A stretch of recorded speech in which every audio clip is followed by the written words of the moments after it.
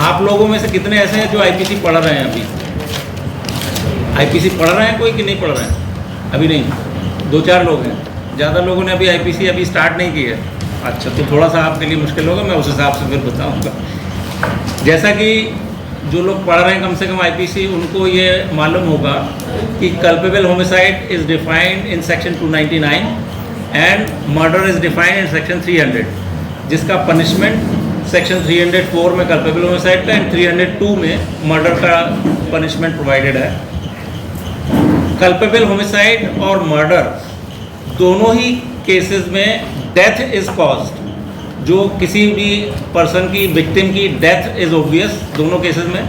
हम लोगों को जो डिफ्रेंशिएट करना होता है वो डिफ्रेंशिएशन है कि which case is covered under culpable homicide and which case is covered under section 302 IPC, that is murder.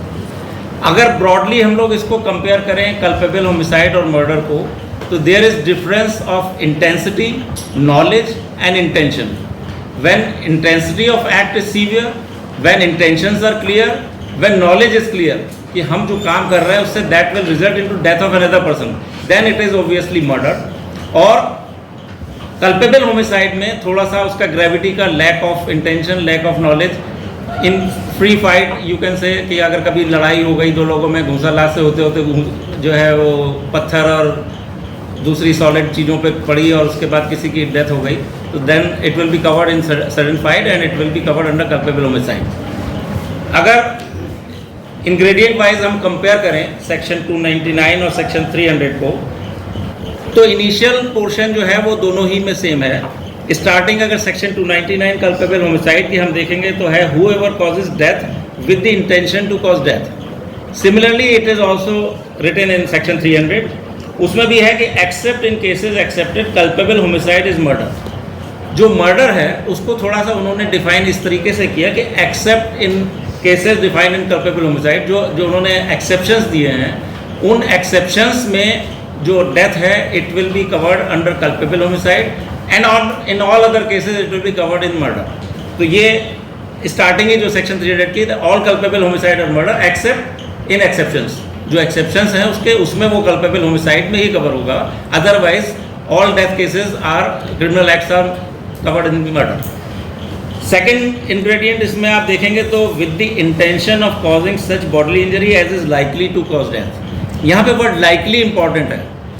जब आप इस तरीके का कोई एक्ट करते हैं जिससे कि डेथ संभावित हो, ये हो सकता है कि डेथ हो, ये हो सकता ना भी हो। आपने एक पत्थर उठा के किसी के सर पे मार दिया, it may result in death, it may not. तो वहाँ पे एक पॉसिबिलिटी है, लेकिन ये इंटेंशन हमारी नहीं हो सकती उस समय कि हमने किसी को किल करने के लिए, मर्डर करने के लिए या डेथ कॉज करने ही के लिए हमने पत्थर मारा है। इट मे और may not result in death. लेकिन जो मर्डर का केस होता है उसमें होता है कि if it is done with the intention of causing such bodily injury as the offender knows to be likely to cause death. यहाँ पे एक नॉलेज का इंग्रेडिएंट और जुड़ गया कि उसको एक्यूज को इस बात की नॉलेज भी है कि हम ये करेंगे तो ये मर सकता है। एक सडन जो है स्पर ऑफ मोमेंट में किसी ने कोई एक्ट किया, डेथ हो गई, 304 में वेल कवर्ड है। लेकिन अगर हम कोई काम ये कर रहे हैं सोच करके कि हम इसके बाद में इसका रिजल्ट डेथ हो सकता है, तो वो 302 में कवर्ड होगा। अगर हमने किसी को चौथी मंजिल से धक्का दे दिया तो ये हमें पता है कि ये चौथी मंजिल से जब धक्का देंगे नीचे गिरेगा तो जाके मरेगा, ज़्यादा चांसेस उसके मरने के। अगर हम 10 फीट की ऊंचाई से पहली मंजिल से कहीं धक्का दे दें तो चांसेस है कि हाथ पैर टूट के भी बच जाए, लेकिन जब चौथी, छठी या 10वीं मंजिल से फेंक देंगे तब तो हमें ये नॉलेज है कि यहाँ से हम फेंकेंगे तो इसका तो बचना मुश्किल है, then it will be covered in murder. उसके बाद थर्ड इंग्रेडिएंट सेक्शन 299 में है कि with the knowledge that he is likely by such act to cause death. यहाँ पे फिर word likely is used, with the knowledge that he is likely by such act to cause death. May और may not cause death, हो भी सकता है मर जाए, हो सकता है ना भी मरे। लेकिन मर्डर के केस में क्या है, if it is done with the intention of causing bodily injury to any person and bodily injury intended is sufficient in ordinary course of nature to cause death. यहाँ हमको श्योर है कि हम ये काम करेंगे तो फिर ये आदमी मरेगा।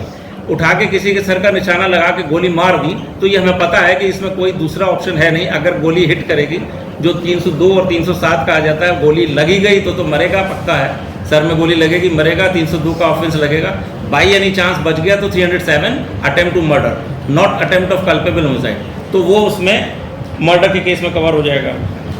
उसके बाद एक इसमें मर्डर में और उसमें क्लॉज है, if the person committing the act knows that it is so imminently dangerous that it must in all probability cause death. ये उसको मालूम है कि अब इस जो हम एक्ट कर रहे हैं इसके बाद में तो किसी का बचना ही मुश्किल है, किसी के गले में रस्सी कस करके और उसको हम पूरा खींच रहे हैं, तो ये तो हमको मालूम भी है कि हम जब ये इसके खींचेंगे तो इसका रिजल्ट मर्डर है, इसकी डेथ है और ये मरेगा ही मरेगा।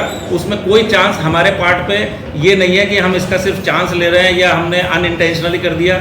यहाँ पे इंटेंशंस भी हैं, यहाँ पे नॉलेज भी है और सीवियरिटी ऑफ एक्ट भी है कि किसी के गले में रस्सी कस करके आप खींच रहे हैं उसे, तो वो मरना उसका बिल्कुल पॉसिबल है। और आपको ये मालूम है कि हम इंटेंशनली विद फुल नॉलेज हम ये काम कर रहे हैं और हमारा इंटेंशन इसको जान से मारने का ही है, तो it will be covered under section 302।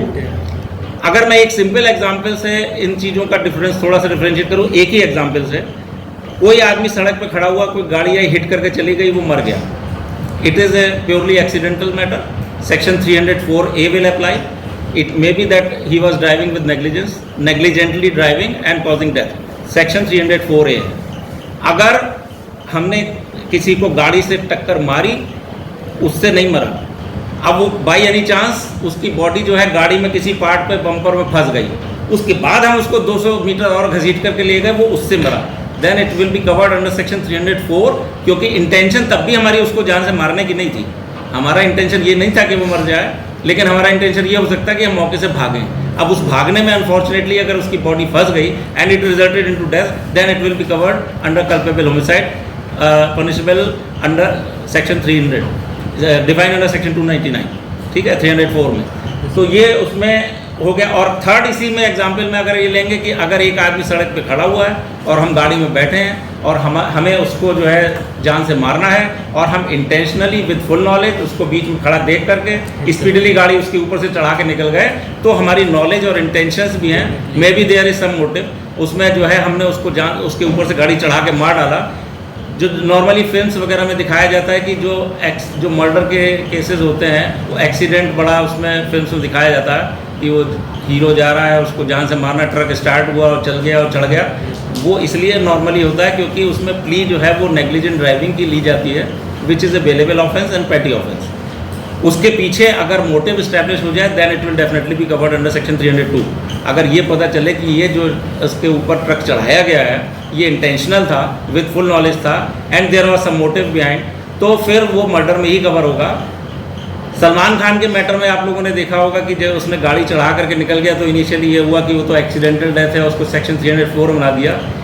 जो आदमी ड्रिंक करके लिकर के उसमें इन्फ्लुएंस में रोड पे गाड़ी चला रहा है तो उसको ये मालूम होना चाहिए कि ये हमारा एक्ट जो है वो डेंजरस है, इससे कहीं भी कोई भी हिट होगा तो कोई भी मर सकता है।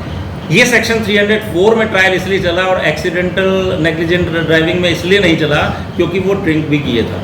सलमान खान ड्रिंक करके गाड़ी रोड पे चला रहा है और सड़क पे लोग सो रहे हैं, वो गाड़ी चढ़ाता हुआ निकल गया, इंटेंशन में नॉट बी देयर, उसका कोई पर्पस सड़क पे लेटे हुए लोगों का मर्डर करने का तो था नहीं। लेकिन जब वो ड्रिंक करके रोड पे चला रहा है और उसको ये मालूम है इसका कंसिक्वेंस ये हो सकता है कि सड़क पे कोई आ गया सामने तो मर सकता है, इसलिए उसका सेक्शन 304 में ट्रायल चला, नेग्लिजेंट ड्राइविंग में नहीं चला। तो वो सेक्शन 304 कॉजिंग डेथ, दो विदाउट इंटेंशन नहीं थी लेकिन मार तो दिया, 2-3 लोग निपटा दिए उसमें। तो इस तरीके से उसमें सेक्शन 304 अप्लाई हुआ।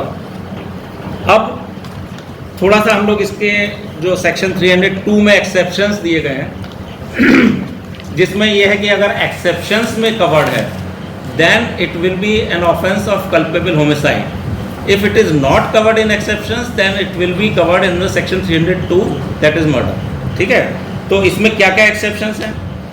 फर्स्ट एक्सेप्शन है सडन प्रोवोकेशन।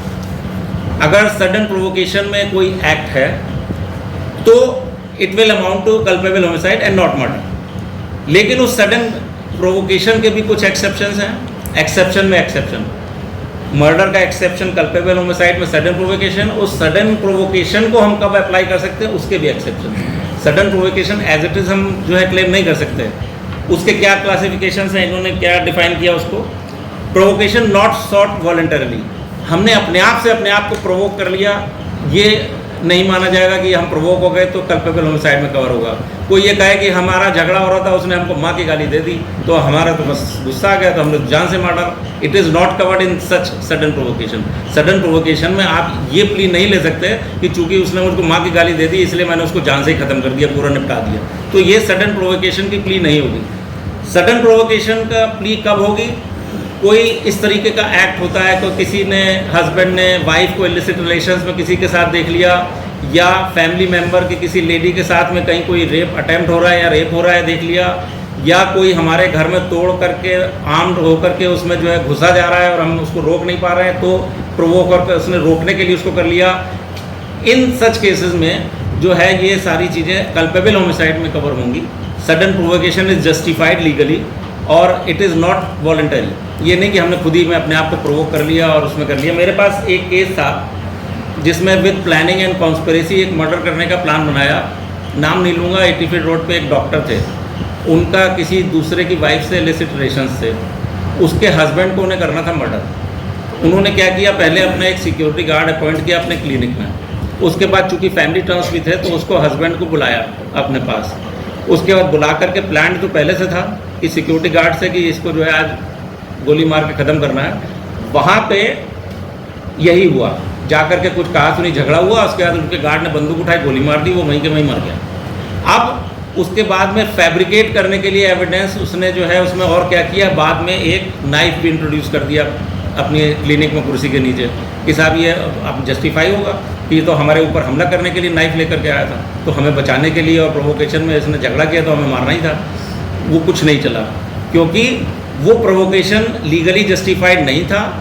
जो नाइफ उसने वहाँ पे डाला वो फर्स्ट राउंड में जब पुलिस ने इंस्पेक्शन किया तो नहीं मिला, वो बाद में प्लांट किया हुआ एस्टैब्लिश हुआ and he was finally convicted of charge of murder. तो उसमें मर्डर हुआ, उसने उसको प्रोवोकेशन को लेकर के सेल्फ डिफेंस भी उसमें आ जाती है कि ये हुआ कि भैया वो तो मेरे ऊपर चाकू बोल लेकर के हमला करने आया था, तो मैंने तो अपने बचाने के लिए गार्ड रखा हुआ तो बोल उसने गोली मार दी, लेकिन वो कुछ भी इस्टेब्लिश नहीं हुआ और इस तरीके से वो finally it resulted in conviction. अच्छा, इसी में सडन प्रोवोकेशन का सेकंड एक्सेप्शन क्या है? Provocation not given in obedience to law. इसमें क्या है कि आप मान लीजिए कोई कंट्राबैंड, कोई स्मगल गुड्स या कोई इलीगल सामान आप लेकर के कहीं जा रहे हैं किसी व्हीकल से, ट्रक से।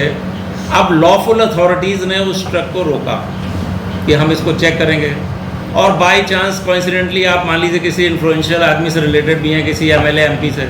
अब आपका तो वहाँ पे आपने झगड़ा कर लिया कि हमारी गाड़ी क्यों चेक होगी, क्योंकि आपको तो ये पता भी है कि अगर चेक होगी तो इसमें चीज़ें गड़बड़ मिलेंगी। तो आप उसको प्रोवोकेशन दिखा करके कि मैं तो फला एमपी का रिश्तेदार हूँ और मेरी गाड़ी कैसे चेक हो जाएगी, और वहाँ पे आपने उठा करके बंदूक से गोली मार दी किसी को, लॉफुल ऑफिसर को। देन जो provocation not given in obedience to law, जो दूसरा आदमी काम कर रहा था वो लॉफुल पावर्स के अंडर कर रहा था, उसको गाड़ी चेक करनी थी, उसको गाड़ी चेक करने का राइट था, वो गाड़ी चेक कर रहा था, लेकिन आपके मन में चोर था, आपने उसको प्रोवोकेशन की प्ली लेकर के उसको आपने वहाँ पे डेयर कर दिया, तो it will not be covered under this exception और it will be covered under culpable homicide only, murder only. Culpable homicide में नहीं, मर्डर में ही कवर होगा। उसके बाद थर्ड इसी में एक्सेप्शन प्रोवोकेशन वाले मैटर में है, provocation not given by anything done in lawful exercise of private defence. अगर हम अपना, जैसा कि प्राइवेट डिफेंस के सेक्शंस आपने अगर पढ़े हों, सेक्शन 96 से 106 में प्राइवेट डिफेंस के हैं, अगर उस एक्सेप्शंस में हमारा कोई प्राइवेट डिफेंस में कोई एक्ट जस्टिफाइड है अगर, तो वो as per clauses of private defence उसकी लिमिटेशंस हैं कि private defences when it is available, when it can be exercise.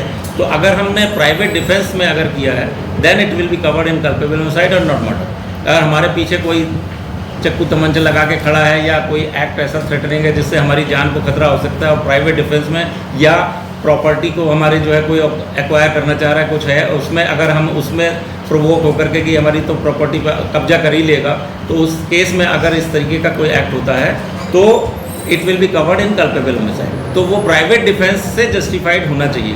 Private defence की जो लिमिटेशंस हैं वो फुलफिल होनी चाहिए। अगर वो प्राइवेट डिफेंस, जैसा कि 96 से 106 में प्राइवेट डिफेंस के बारे में दिया हुआ आईपीसी में, जिसमें पर्टिकुलरली 100 है extending to cause death in case of private liberty, private defence, और दूसरे में 103 में है प्रॉपर्टी के लिए। अगर हम प्रॉपर्टी को बचाने के लिए कोई हमारा एक्ट है तो ये प्राइवेट डिफेंस में जो उसमें लिमिटेशंस जो है नरेट करते हैं कि when it may be exercise till death of another person, कि हम दूसरे की डेथ तक हम उसमें कॉज कर सकते हैं। तो ये हमारे 3 एक्सेप्शंस हो गए सडन प्रोवोकेशन के। उसके बाद सेकंड एक्सेप्शन है जिसमें कि अगर वो कवर्ड नहीं है तो मर्डर माना जाएगा।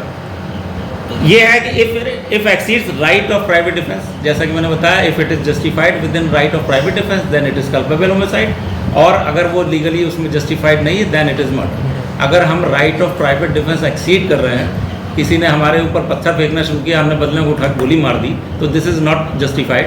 कि अगर हमारे पास पूरा, आप लोग अगर प्राइवेट डिफेंस में पढ़ेंगे तो हम लोग जितना लेवल करने के लिए, अपने को प्रोटेक्ट करने के लिए जो मिनिमम पॉसिबल उसका एक्ट है वो हम एक्सरसाइज कर सकते हैं। ऐसा नहीं कि किसी ने आके पत्थर मार दिया तो हमने उठा के गोली मार दी, वो इक्वल होना चाहिए। तो अगर हमारा ये इस केस में माना जाएगा कि that we exceeded right of private defence, कि प्राइवेट डिफेंस का हमको राइट तो है लेकिन इस हद तक नहीं कि कोई पत्थर मारे तो बदले में हम गोली मार दें, तो ये हमने चूंकि एक्सीड किया then it will be covered in murder not in culpable homicide. उसका थर्ड एक्सेप्शन है इसका, act by public servant exceeds the power given to him by law which he believes to be lawful. अब कोई legal कोई officer है, government officer है, उसको कुछ राइट्स हैं किसी क्रिमिनल से रिलेटेड, किसी चोर डकैत से रिलेटेड, लेकिन उसके भी अनलिमिटेड पावर्स नहीं हैं कि वो कुछ भी जो करे वो उसको जस्टिफाई कर दिया जाएगा पब्लिक सर्वेंट होने के या लॉफुल अथॉरिटी होने के उसमें आड़ में। उसके पास भी वो लिमिटेड है। अब फॉर एग्जांपल अगर कोई चोर है, कहीं से चोरी करके भाग रहा है, उसके पीछे कोई पुलिस ऑफिसर दौड़ रहा है, चोरी का ऑफेंस है, कोई ऐसा बहुत बड़ा टेररिस्ट एक्ट या कोई नेशनल एंटी नेशनल एक्ट नहीं है कि उसमें जो है उसको वो लेकर के टारगेट करके गोली मार दे, वो ढेर हो जाए वहाँ पे। अगर कोई चोर भाग रहा है और आपकी रीच के बाहर है और अगर आपको उसको रोकना भी है तो इन लोगों को ट्रेनिंग में भी ये बताया जाता है कि पैर पे गोली मारो।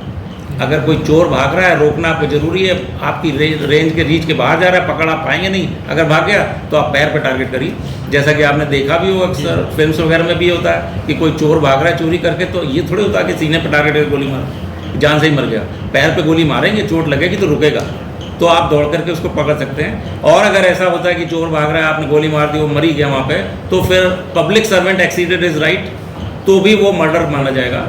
इनकाउंटर्स वगैरह के केसेस में नॉर्मली ये होता है कि इनकाउंटर तो नॉर्मली आपको भी पता है कि बनाए ही जाते हैं, वाकई में तो शायद ही इनकाउंटर कभी होता होगा जबकि क्रिमिनल पुलिस वालों पे कोई अटैक करने की हिम्मत करे या कर दे। विकास दुबे टाइप के एक्सेप्शनल मैटर्स ऐसे होते हैं जो पूरा प्लान करके पुलिस टीम पे उसने असॉल्ट किया और 8 पुलिस वाले मार दिए, वो तो बिल्कुल इंटेंशनल एक्ट था मर्डर का, वो एक अलग बात है। अदरवाइज जो पब्लिक सर्वेंट्स होते हैं उनके भी राइट्स की एक लिमिट होती है, वो इस तरीके से नहीं कर सकते। सर मर्डर में सर मर्डर में हाँ बिल्कुल मर्डर में आएगा। अगर राइट ऑफ प्राइवेट डिफेंस या राइट जो गवर्नमेंट राइट्स हैं उनको अगर एक्सीड करेंगे that will be covered in murder. जैसे अगर इनकाउंटर प्रॉपर इस्टेब्लिश नहीं होता तो उसमें भी मर्डर का चार्ज लगता है, उसमें भी बहुत से पुलिस ऑफिसर्स को सजा हुई है जहाँ पे ये लगा कि ये पूरा फेक और फैब्रिकेटेड था इनकाउंटर का सीन और इस तरीके का कोई मैटर था नहीं, तो वो उसमें मर्डर का चार्ज चलता है और मर्डर में अक्सर सजा भी हुई है लोगों को। लेकिन वो स्टोरी ऐसी बिल्डअप की जाती है कि वो हमने घेरा, दौड़ाया, पकड़ा, उधर से फायरिंग हुई, इधर से फायरिंग हुई, गोली लग गई, मर गया। मैंने लाइव एक इनकाउंटर अपने सामने देखा फेक। मेरे घर के पास में सुबह 3:30-4 बजे के करीब फायरिंग की आवाज़ें आना शुरू हुई तो सारे के सारे लोग मोहल्ले के छतों पे आ गए। अब सामने एक्चुअल सीन क्या था कि पुलिस वाले 2 पुलिस की जीपें थी, एक जीप में 2 लोगों को पूरे हाथ पर रस्सी से बांध करके पीछे डाले हुए थे।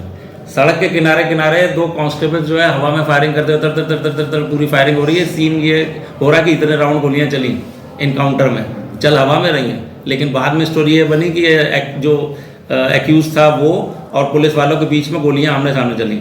उन्होंने पूरा वो 2 लोग किनारे खड़े होकर गोलियां चलाते रहे। जो इंस्पेक्टर था उसने ला करके जीप से लात से धक्का मार करके नीचे गिराया, हाथ दोनों के बंधे, उसके बाद सीधे एम करके उनके सीने पे गोलियां मारी। उसके बाद जब मर गए तो उसके ऊपर, ये सब हम लोग सब मोहल्ले के लोग देख रहे हैं, उसके बाद सब उसके ऊपर पेट के ऊपर चढ़ करके उसको खून की उल्टी हुई एक हाथ। उसके बाद जब वो मर गया तब उसके रस्सी से जो बंधे हुए हाथ थे वो खोले, थोड़ा हाथ फैला करके सड़क पे लेटाया, उसके पास में एक तमंचा डाला, 4-5 खोखे डाले, पूरा इनकाउंटर का सीन हो गया कि ये इस तरीके से फायरिंग करते हुए जा रहे थे, पुलिस ने घेरा और ये फायरिंग हुई, ये तमंचा पड़ा, ये 4 खोखे पड़े या 8-10 खोखे डाले होंगे, इस तरीके से सीन हो गया। उसके बाद बाकायदा सब मीडिया आइडिया है, अथॉरिटी, DM, IG, DIG सब हाँ बड़ी शाबाश इनकाउंटर में और ये क्या इनकाउंटर हुआ ये सब मोहल्ले वालों ने देखा। ये कोई बोल भी नहीं सकता इस चीज़ में जाकर के पुलिस वालों को कि साहब ये तो कुछ और ही काम हुआ था यहाँ पे, इसमें पुलिस के खिलाफ कौन गवाही देगा? कोई भी कॉमन मैन नहीं जाएगा कि नहीं साहब ये तो फेक है, सब हमने तो देखा सामने इन्होंने गिरा के मारा सामने। इस तरीके से इनकाउंटर होते हैं। तो अगर ये चीज़ें कभी इस्टेब्लिश हो जाए तो वो मर्डर का चार्ज लग सकता है, लेकिन वो इतना ट्रेंड होते हैं कि उनका तो इनकाउंटर ज़्यादातर सक्सेसफुल ही रहता है। विकास दुबे की भी गाड़ी पलट जाती है सीधी रोड पे, इतनी बड़ी गाड़ी वाले की बेइज्जती कराई उन्होंने कंपनी की कि तुम्हारी गाड़ी सीधे जाते जाते पलट जाती, लेकिन पलट गई, उसको कहीं हर तरफ से क्लीन चिट भी मिल गई।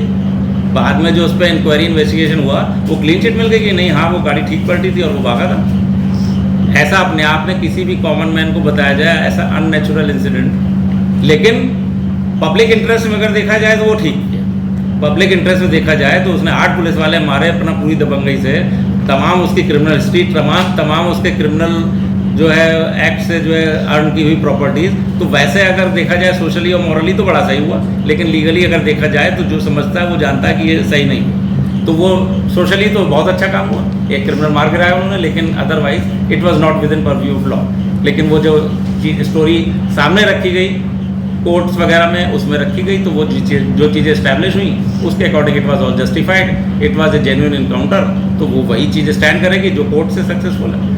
तो इस तरीके से मैटर होते हैं। एक मर्डर को लेकर के मैंने कुछ मिसकॉन्सेप्ट सुना पीछे के कुछ लेक्चर्स में। उसमें एक जगह ये कहा गया कि कोई जैसे प्लेयर अगर खेल रहा है और अगर बॉल को शॉट से मार दे और किसी के सर में लग जाए और मर जाए तो वो मर्डर होगा। वो ना मर्डर होगा, ना कल्पित होमिसाइड होगा, ना जो है नेग्लिजेंस होगी। It is a purely accidental. कोई उसमें ऐसी लिमिटेशंस किसी को शॉट खेलने में नहीं है कि वो पहले सर बचाए दूसरे का और फिर शॉट मारे।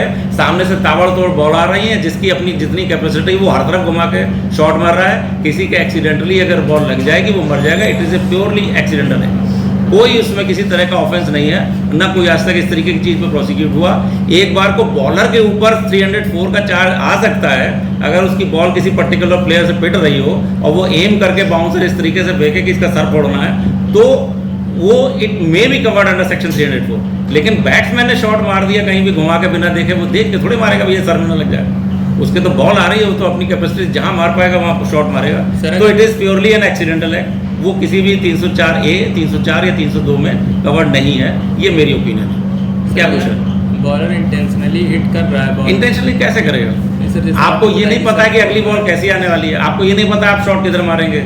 वो बॉल जो है अपने बॉल जहाँ से थ्रो करता है उसका पाथ फॉलो करके और उसका नेचर फॉलो करके कि ये किस तरीके की आ रही है, गुगली है कि स्पिन है कि बाउंसर है, ये बैट्समैन समझता है। उसको देख करके उसके अकॉर्डिंग शॉट खेलता है। अब उसको जज करने के लिए इतने कुछ फ्यू सेकंड्स में वो ये थोड़ी जज करेगा कि मैं इधर मार दूंगा खड़ा इसका सर फट जाएगा, वो तो मारेगा। It is a purely accidental act, तो उसमें नहीं होता।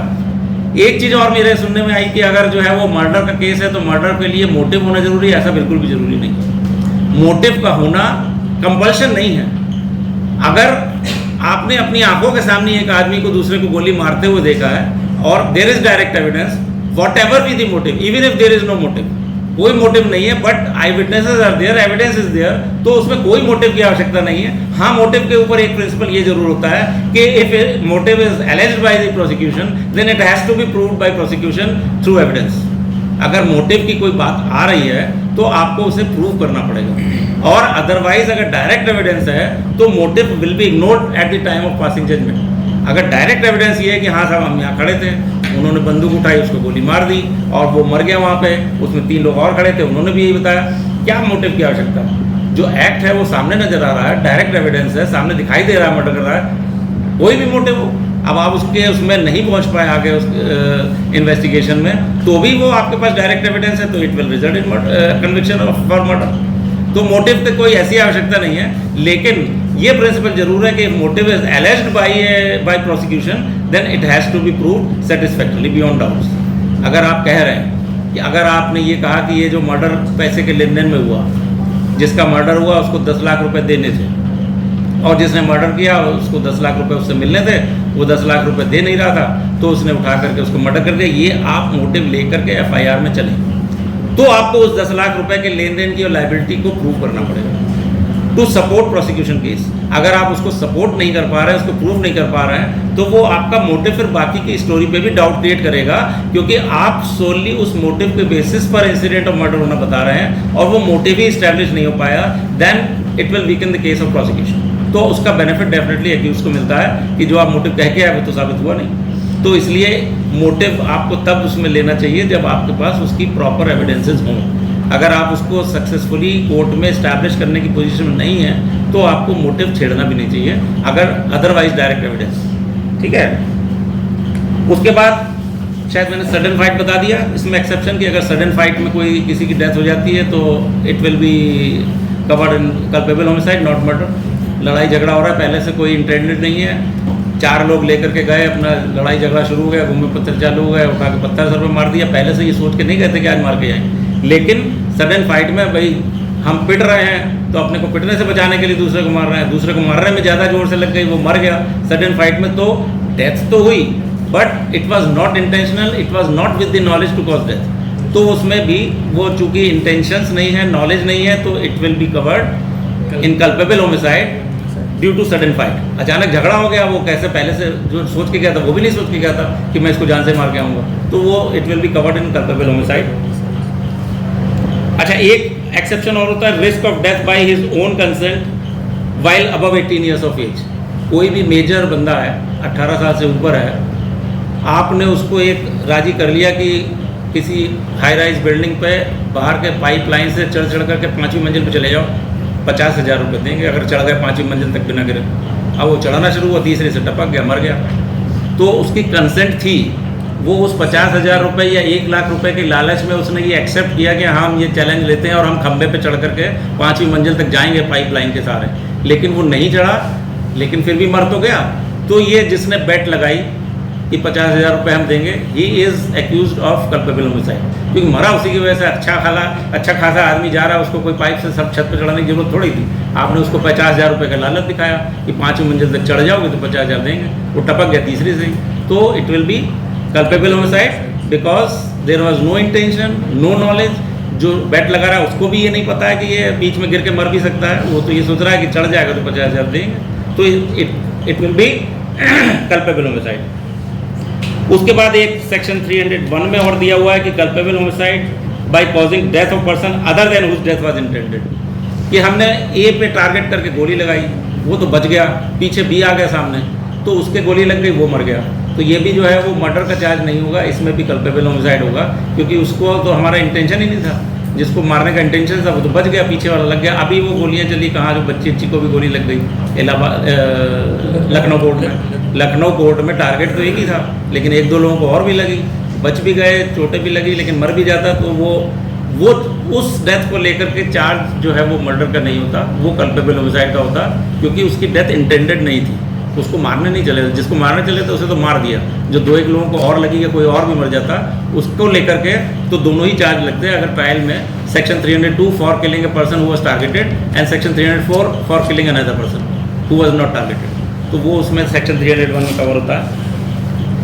जो पनिशमेंट का क्वेश्चन है, पॉइंट है इसमें, सेक्शन 304 कल्पेबल होमिसाइड में, इसमें लाइफ इम्प्रिजनमेंट और up to 10 years and fine है व्हेन एक्ट इज इंटेंशनल। अगर इंटेंशंस भी अगर स्टैब्लिश्ड हैं कि इंटेंशनल एक्ट था और अदरवाइज नहीं था, तो उसमें लाइफ इम्प्रिजनमेंट और 10 साल तक की सजा है।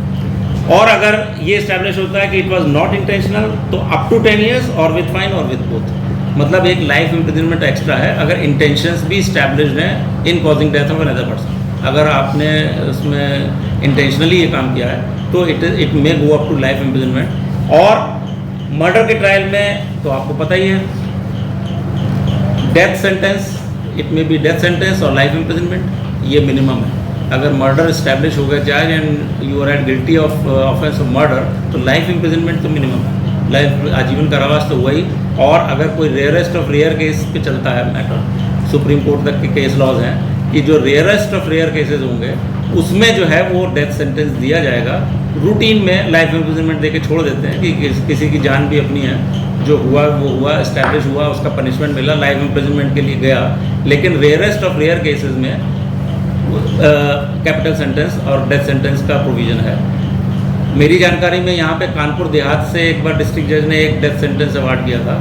उसमें गांव के कुछ थे गुंडे, उन्होंने एक आदमी से एनिमिटी थी, उसका पहले मर्डर किया, उसके बाद उसकी गर्दन काटी, उसके बाद उसकी खोपड़ी को पूरे गांव में फुटबॉल की तरह घुमाया। क्यों? पब्लिक को टेरराइज करने के लिए कि हम इतने बड़े गुंडे हैं, हम ये भी कर सकते हैं। उनको डेथ सेंटेंस, यहाँ से 4 लोगों ने ये किया था, उनको डेथ सेंटेंस किया था कि आपका काम तो सिर्फ मर्डर करने का नहीं था, लोगों को टेरराइज भी करने का था। आपने पूरे गांव में दहशत फैलाई, उसकी खोपड़ी लेकर के फुटबॉल किक मार मार के पूरे गांव में घुमा के दिखाई, देखो हमने उसको मार दिया। तो वो it was covered in rarest of rare cases. इस तरीके के केसेस में डेथ सेंटेंस अवार्ड होता है, तो उसमें फांसी की सज़ा हुई थी। और ये भी आपको पता होना चाहिए कि जो सेशंस कोर्ट होती है उसको पावर डेथ सेंटेंस अवार्ड करने की है, but it is further confirmed by high court under section 366 and 368 of CRPC। 366 में डेथ सेंटेंस सबमिट होता है for consideration of high court, और 368 में कन्फर्म होता है। तो यहाँ से अगर डेथ सेंटेंस दे ही दिया गया है तो it will be confirmed by high court. It is judgment is submitted under 366 and it is confirmed by High Court in 368. High Court may or may not confirm. High Court को लगे कि नहीं, ऐसा rarest of rare cases में ये नहीं covered है और इसमें कोई ऐसी डेथ सेंटेंस, कैपिटल सेंटेंस की जरूरत नहीं है, तो वो उसको कन्वर्ट करके लाइफ इम्प्रिजनमेंट कर सकते हैं। लेकिन अगर हाई कोर्ट ने भी ये उसको रियलाइज़ किया कि नहीं ये ठीक है, fit, it is fit case for capital sentence, तो वो वहाँ से कन्फर्म जब होता है तब वो एग्जीक्यूट होता है, तब फांसी दी जाती है। ठीक है। ट्रायल के बारे में जो मर्डर के या 304 के ट्रायल के बारे में जो बात है, ये आप लोगों को कैटेगरी अभी आप लोगों ने किसी ने पढ़ी होगी, किसी ने नहीं पढ़ी होगी। जो सेशंस ट्रायल होते हैं उस कैटेगरी में आता है। ये सेशंस ट्रायबल केस है मर्डर का और 304 का। तो सेशंस कोर्ट में चलता है सबसे पहले। तो एक सेकंड,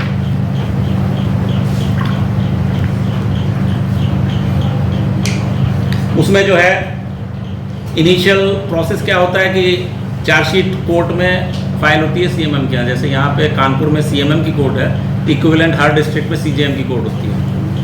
CMM की कोर्ट पूरे यूपी में सिर्फ कानपुर में है, बाकी के हर डिस्ट्रिक्ट में सिर्फ CJMs हैं। सिर्फ कानपुर में CMM की कोर्ट है और किसी भी मेट्रोपॉलिटन एरिया में भी CMM नहीं है। इवन बनारस, आगरा, लखनऊ वगैरह में भी CMM नहीं है, वहाँ CJM है। तो CJM is at par with CMM, power wise, jurisdiction wise दोनों बराबर हैं, लेकिन CMM सिर्फ कानपुर में है। तो CMM क्या चार्जशीट सबमिट होती है, उसके बाद जो नॉर्मल प्रोसीजर होता है उसका सेक्शन 207 में जो पूरे पुलिस के इन्वेस्टिगेशन के पेपर्स होते हैं उनकी कॉपीज सप्लाई की जाती है accused to defend and contest his case.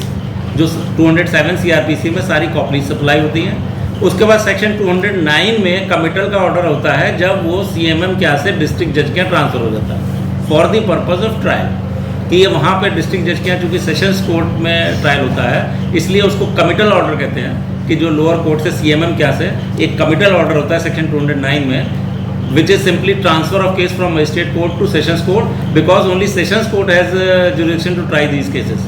वो मजिस्ट्रेट की तो पावर के बाहर सेशंस कोर्ट में चलेगा, डिस्ट्रिक्ट जज क्या जाएगा। एडिशनल डिस्ट्रिक्ट जजेस होते हैं, they are also power wise at par. District जज चाहें तो खुद उसको ट्रायल को अपने पास रखे सुने, या किसी भी एडिशनल डिस्ट्रिक्ट जज क्या भेजें। Jurisdiction wise all ADJs are at par with district जज। एडमिनिस्ट्रेटिवली डिस्ट्रिक्ट जज इज सुपीरियर मोस्ट, क्योंकि डिस्ट्रिक्ट जज तो एक ही है पूरे डिस्ट्रिक्ट में। Administratively he is superior. Power wise, legal, jurisdiction wise all are at par, district जज एंड ऑल ADJs। तो ये किसी भी DJ के या ADJ के यहाँ चल सकता है। ये डिस्ट्रिक्ट जज को पावर है, वो चाहे अपने यहाँ रख के उसका ट्रायल करें या आगे भेज दें। अब इसका जो सेशंस ट्रायल है वो होता है सेक्शन 225 से लेकर के 237 के बीच में CRPC। उसमें पूरा सेशंस ट्रायल का प्रोविज़न दिया हुआ है। सेक्शन 225 में इनिशियली ये है कि trial will be conducted by public prosecutor. आप लोगों को ये जानकारी होगी कि हर क्रिमिनल कोर्ट में गवर्नमेंट काउंसिल्स होते हैं। जो सेशंस कोर्ट में DGC या ADGC कहलाते हैं, वो एडिशनल डिस्ट्रिक्ट गवर्नमेंट काउंसिल्स हैं, और डिस्ट्रिक्ट जज की कोर्ट में DGC हैं। DGC सिंगल, वो DGC DJ की कोर्ट में होता है। सिविल के भी DGC होते हैं, क्रिमिनल के भी होते हैं। और जो लोअर कोर्ट्स हैं, for the sake of information, उसमें जो लोअर कोर्ट्स होते हैं उसमें APOs होते हैं, जो असिस्टेंट प्रोसिक्यूटिंग ऑफिसर कहलाते हैं। और इंटरेस्टिंग एक चीज़ ये भी है कि जो APOs हैं वो परमानेंट पोस्ट होती है, गवर्नमेंट पोस्ट है, गजेटेड पोस्ट है। They are selected after qualifying competition. वो एग्ज़ाम दे करके, इंटरव्यू दे करके तब अपॉइंट होते हैं and they are gazetted officer. जो ADGCs और डिस्ट्रिक्ट DGC जो होते हैं, दीज जॉब्स आर कॉन्ट्रैक्चुअल। ये 5-5 साल के लिए गवर्नमेंट डिप्यूट करती है। इसमें कोई किसी तरीके का कंपटीशन या किसी तरीके की मेरिट नहीं होती है। अगर बिल्कुल लेमैन की भाषा में कहे तो ये प्योरली अप्रोचेस का काम है कि जिसके अप्रोचेस हैं गवर्नमेंट में उनको अगर नॉमिनेट कर दिया जाएगा। ऐसा नहीं है कि डिजर्विंग नहीं होते हैं DGC या DGCs, बहुत से लोग डिजर्विंग भी होते हैं, लेकिन फिर भी कुछ लिंक्स होते हैं तभी ये हो पाता है। नहीं तो ऐसे ADGC या DGC बनना इतना आसान नहीं। DGC की तो हाईएस्ट पोस्ट हो गई गवर्नमेंट काउंसिल में एक डिस्ट्रिक्ट में। तो ये DGC या ADGC जो पब्लिक प्रोसिक्यूटर कहलाते हैं, ये सेक्शन 225 में कंडक्ट कर सकते हैं। प्राइवेट काउंसिल्स भी इंगेज होते हैं प्रोसिक्यूशन की तरफ से। प्राइवेट काउंसिल को अगर कोई एग्रीड पार्टी है तो वो उसको इंगेज कर सकती है। इसके लिए सेक्शन 301 CRPC और सेक्शन 372 CRPC, इसमें जो है वो प्राइवेट पार्टीज को भी राइट है कि they can assist public prosecutor. पूरा का पूरा केस कंडक्ट नहीं कर सकते। मैं भी कई बार प्रोसिक्यूशन की तरफ से एंगेज सेशंस केसेस में होता हूँ, लेकिन मेरा स्कोप लिमिटेड ये होता है कि हम बेसिकली जो पब्लिक प्रोसिक्यूटर है उसको असिस्ट कर सकते हैं। पूरा का पूरा केस अपने हाथ में लेकर के खुद से कंडक्ट नहीं कर सकते। Court will never allow this.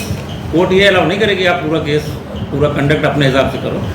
तो वो उसमें सेक्शन 301 में और सेक्शन 372 में ये प्रोवाइडेड है कि एग्रीड पार्टी में engage council of his choice. क्योंकि कई बार ऐसा होता है कि गवर्नमेंट काउंसिल्स पे नहीं फेथ है, इतना नहीं भरोसा है, उनको लगता है हमको कोई अच्छा प्राइवेट काउंसिल भी इसमें साथ में खड़ा करें, तो साथ में एंगेज होते हैं।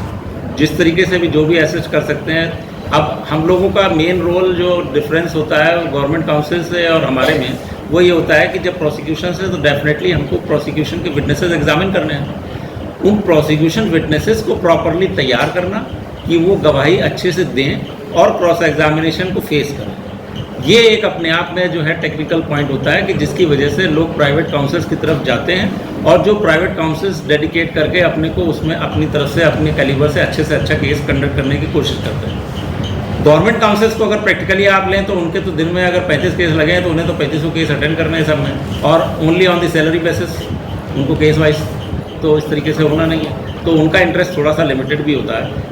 कुछ लोग एकेडमिकली साउंड होते हैं, इंटरेस्टेड होते हैं, उनका एम्बिशन होती है कि नहीं हम अच्छे से अच्छा करें, और कुछ लोग बड़ा आउटस्टैंडिंग रिकॉर्ड भी होता है जो DM तक खबर जाती है कि हाँ भाई ये बहुत कॉम्पिटेंट है, ये इनके आगे कोई चलता नहीं है डिफेंस का वकील। तो वो एक अपनी पर्सनल एक एम्बिशन और अपना कॉम्पिटेंस है। अदरवाइज जो उसमें प्राइवेट काउंसिल्स इस तरीके से प्रोसिक्यूशन को हेल्प करते हैं। मर्डर के केस में जो बर्डन ऑफ प्रूफ होता है वो हमेशा प्रोसिक्यूशन के ऊपर होता है। जो बर्डन है प्रूव करने का case, it is mainly on prosecution. अब इसमें जो प्ली होती है, जब आप डिफेंस काउंसिल खड़े हैं तो आपके पास में सिंपल जनरल कॉमन प्ली होती है, प्ली ऑफ डिनाई, कि जिसमें आप सिंपली अपने को अपना रोल उसमें डिनाई करते हैं कि ये जो भी इंसिडेंट हुआ, मर्डर हुआ या कल्पेबल होमिसाइड हुआ, कि I was not involve in this case, this is simply denial. अब एक स्टेप अहेड आप उसमें अगर ये चले जाते हैं कि आपके पास ऐसा भी कोई मैटर है कि आप ये शो कर सके कि at the time, date and place of occurrence you were somewhere else, कि यहाँ पे जो है वो स्वरूप नगर में मर्डर हुआ और मैं तो कहीं दिल्ली में कोई सेमिनार अटेंड कर रहा था। हमारे पास उसकी टिकट्स हो सकती हैं, ट्रेन या एयर टिकट्स हो सकती हैं, हमारे पास सेमिनार अटेंड करने का पास हो सकता है, हमारा वहाँ पे अटेंडेंस रजिस्टर हो सकता है। तो इसमें डिफरेंस सिर्फ ये हो जाता है, this is called plea of alibi. अगर आप ये क्लेम करते हैं कि at the time you were somewhere else, then you have to prove this. अगर आपने प्ली ऑफ एलिबाई ले ली तो फिर आपके ऊपर बर्डन है कि अब आप साबित करो कि आप वहाँ पे नहीं थे। And in case you fail, then inference may go against you, या आपने ऐसे ही हवा में मार दिया कि वो तो जब स्वरूप नगर मर्डर हुआ हम तो दिल्ली में थे। तो उसकी जो प्ली ऑफ एलिबाई है उसकी भी लिमिटेशंस होती है। सबसे पहले तो कोई ऑथेंटिक रिकॉर्ड ऐसा होना चाहिए गवर्नमेंट का कि जिसको आप कह सके कि हाँ ये गवर्नमेंट रिकॉर्ड में हम इस जगह किसी दूसरी जगह पर प्रेजेंट थे, हम वहाँ पर प्रेजेंट नहीं थे, तो वो आपके पास है। आप मान लीजिए ये कोई आपने इस तरीके की एलिबी का प्ली अगर ले ली कानपुर और लखनऊ के बीच में, आपने ये दिखाया 3 बजे कानपुर में जो है वो मर्डर हुआ था और आपने शो कर दिया कि 6 बजे हम लखनऊ में, इट इज़ पॉसिबल कि आप 3 बजे मर्डर करके 6 बजे लखनऊ पहुंच सकते हैं। 2 घंटे 2.5 घंटे की जर्नी है यहाँ से, तो ये आपका कभी भी सक्सेसफुल नहीं होगा। आप ये दिखाएं कि 6 बजे आपके पास, अनफॉर्चुनेटली आप 3 बजे भी लखनऊ में, लेकिन आपके पास रिकॉर्ड 6 बजे का है, तो इट विल नॉट वर्क। कि आप यहाँ पे 3 बजे मर्डर हुआ, आप कह रहे हैं हम 6 बजे लखनऊ में थे, तो क्या करें? आप यहाँ से मर्डर करके 2.5 घंटे पहुँच सकते हैं। अगर आपके पास एग्जैक्टली उसी टाइम का कोई वो है, हाँ इतना ज़रूर है कि अगर आप ये दिखाएं कि 3 बजे मर्डर हुआ और 5 बजे आप बॉम्बे में थे, तो इट कैन बी एक्सेप्टेड। कि बॉम्बे तो 2 घंटे में नहीं पहुँच सकते, ये तो पॉसिबिलिटी है कि अगर आप इतना वो दिखा रहे हैं तो इसको कहीं बिलीव किया भी जा सकता है। लेकिन कानपुर से आप उन्नाव और लखनऊ की प्ली ले रहे हैं कि हम 2 घंटे बाद वहाँ थे, तो वो एक्सेप्टेबल नहीं है, वो नलीफाई हो जाएगी, उसको कोई एक्सेप्ट करेगा नहीं। तो प्ली ऑफ एलिबाई में आपको अपने ऊपर बर्डन लेना पड़ता है।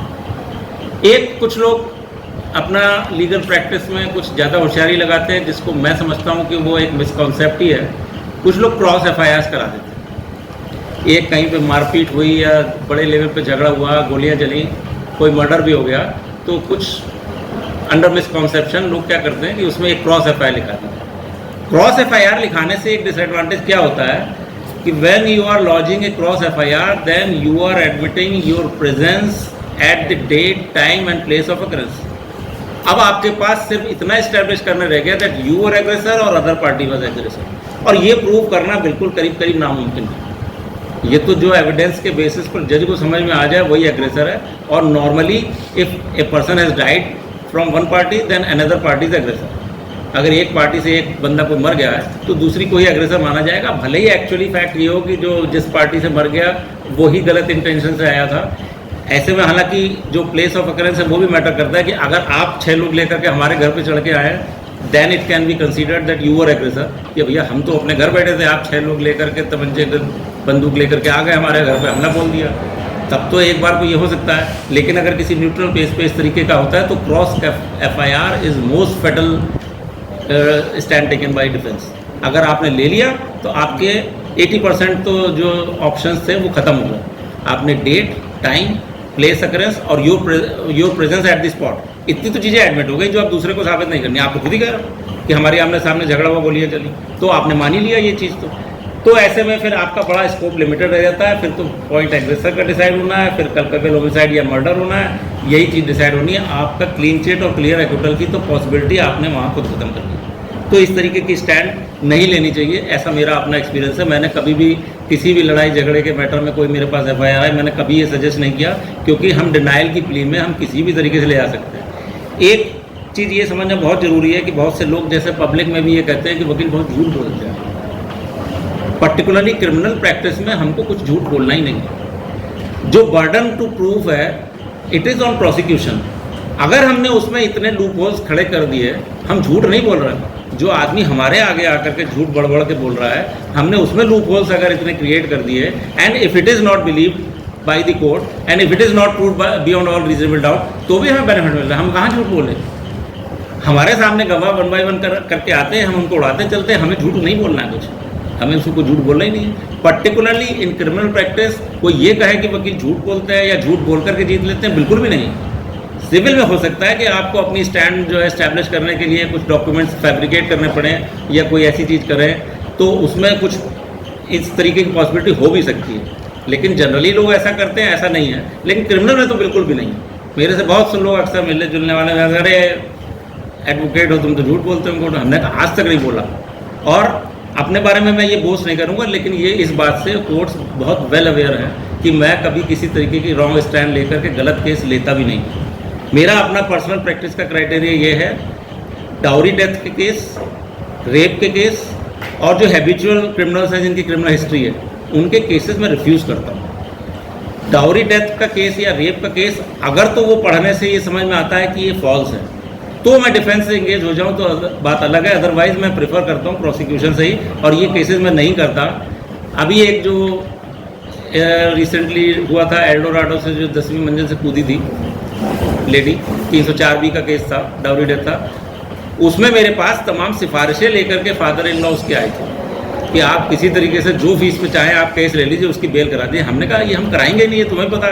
बोले हमें पता तो है, लेकिन हम रिक्वेस्ट करने आ गए शायद आप ले लें। हम कतई नहीं लेंगे।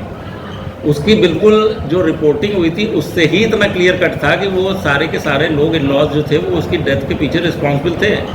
चाहे उसने सुसाइड किया हो, चाहे उसको धक्का दिया हो, it is a matter of fact and evidence to be seen at trial. लेकिन इतना तो था कि वो मरी, छत से चाहे कूद के मरी, चाहे छत से धक्का देने पे गिरी, और उसके पीछे जो स्टोरी थी वो सारी चीज़ें बड़ी शर्मनाक थी। तो वो मेरे पास आए बड़ी सिफारिशें लेके कि आप ले लीजिए।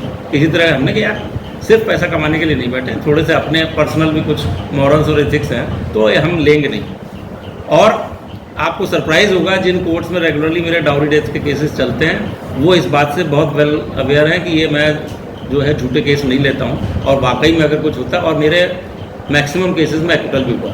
डाउरी डेथ के जो फॉल्स केसेस होते हैं उसमें मैंने कॉन्टेस्ट किया है, तो ज़्यादातर में एक्विटल हुआ है। ऐसे कम केसेस हैं जिनमें सज़ा भी हुई तो खाली हस्बैंड को, बाकी के छूटे। इतना कम से कम मुझे लगता है कि मेरा रिकॉर्ड है कि इसमें इस तरीके के केसेस में मैं लेता नहीं हूँ। क्योंकि तो ये बात हुई बर्डन ऑफ प्रूफ की।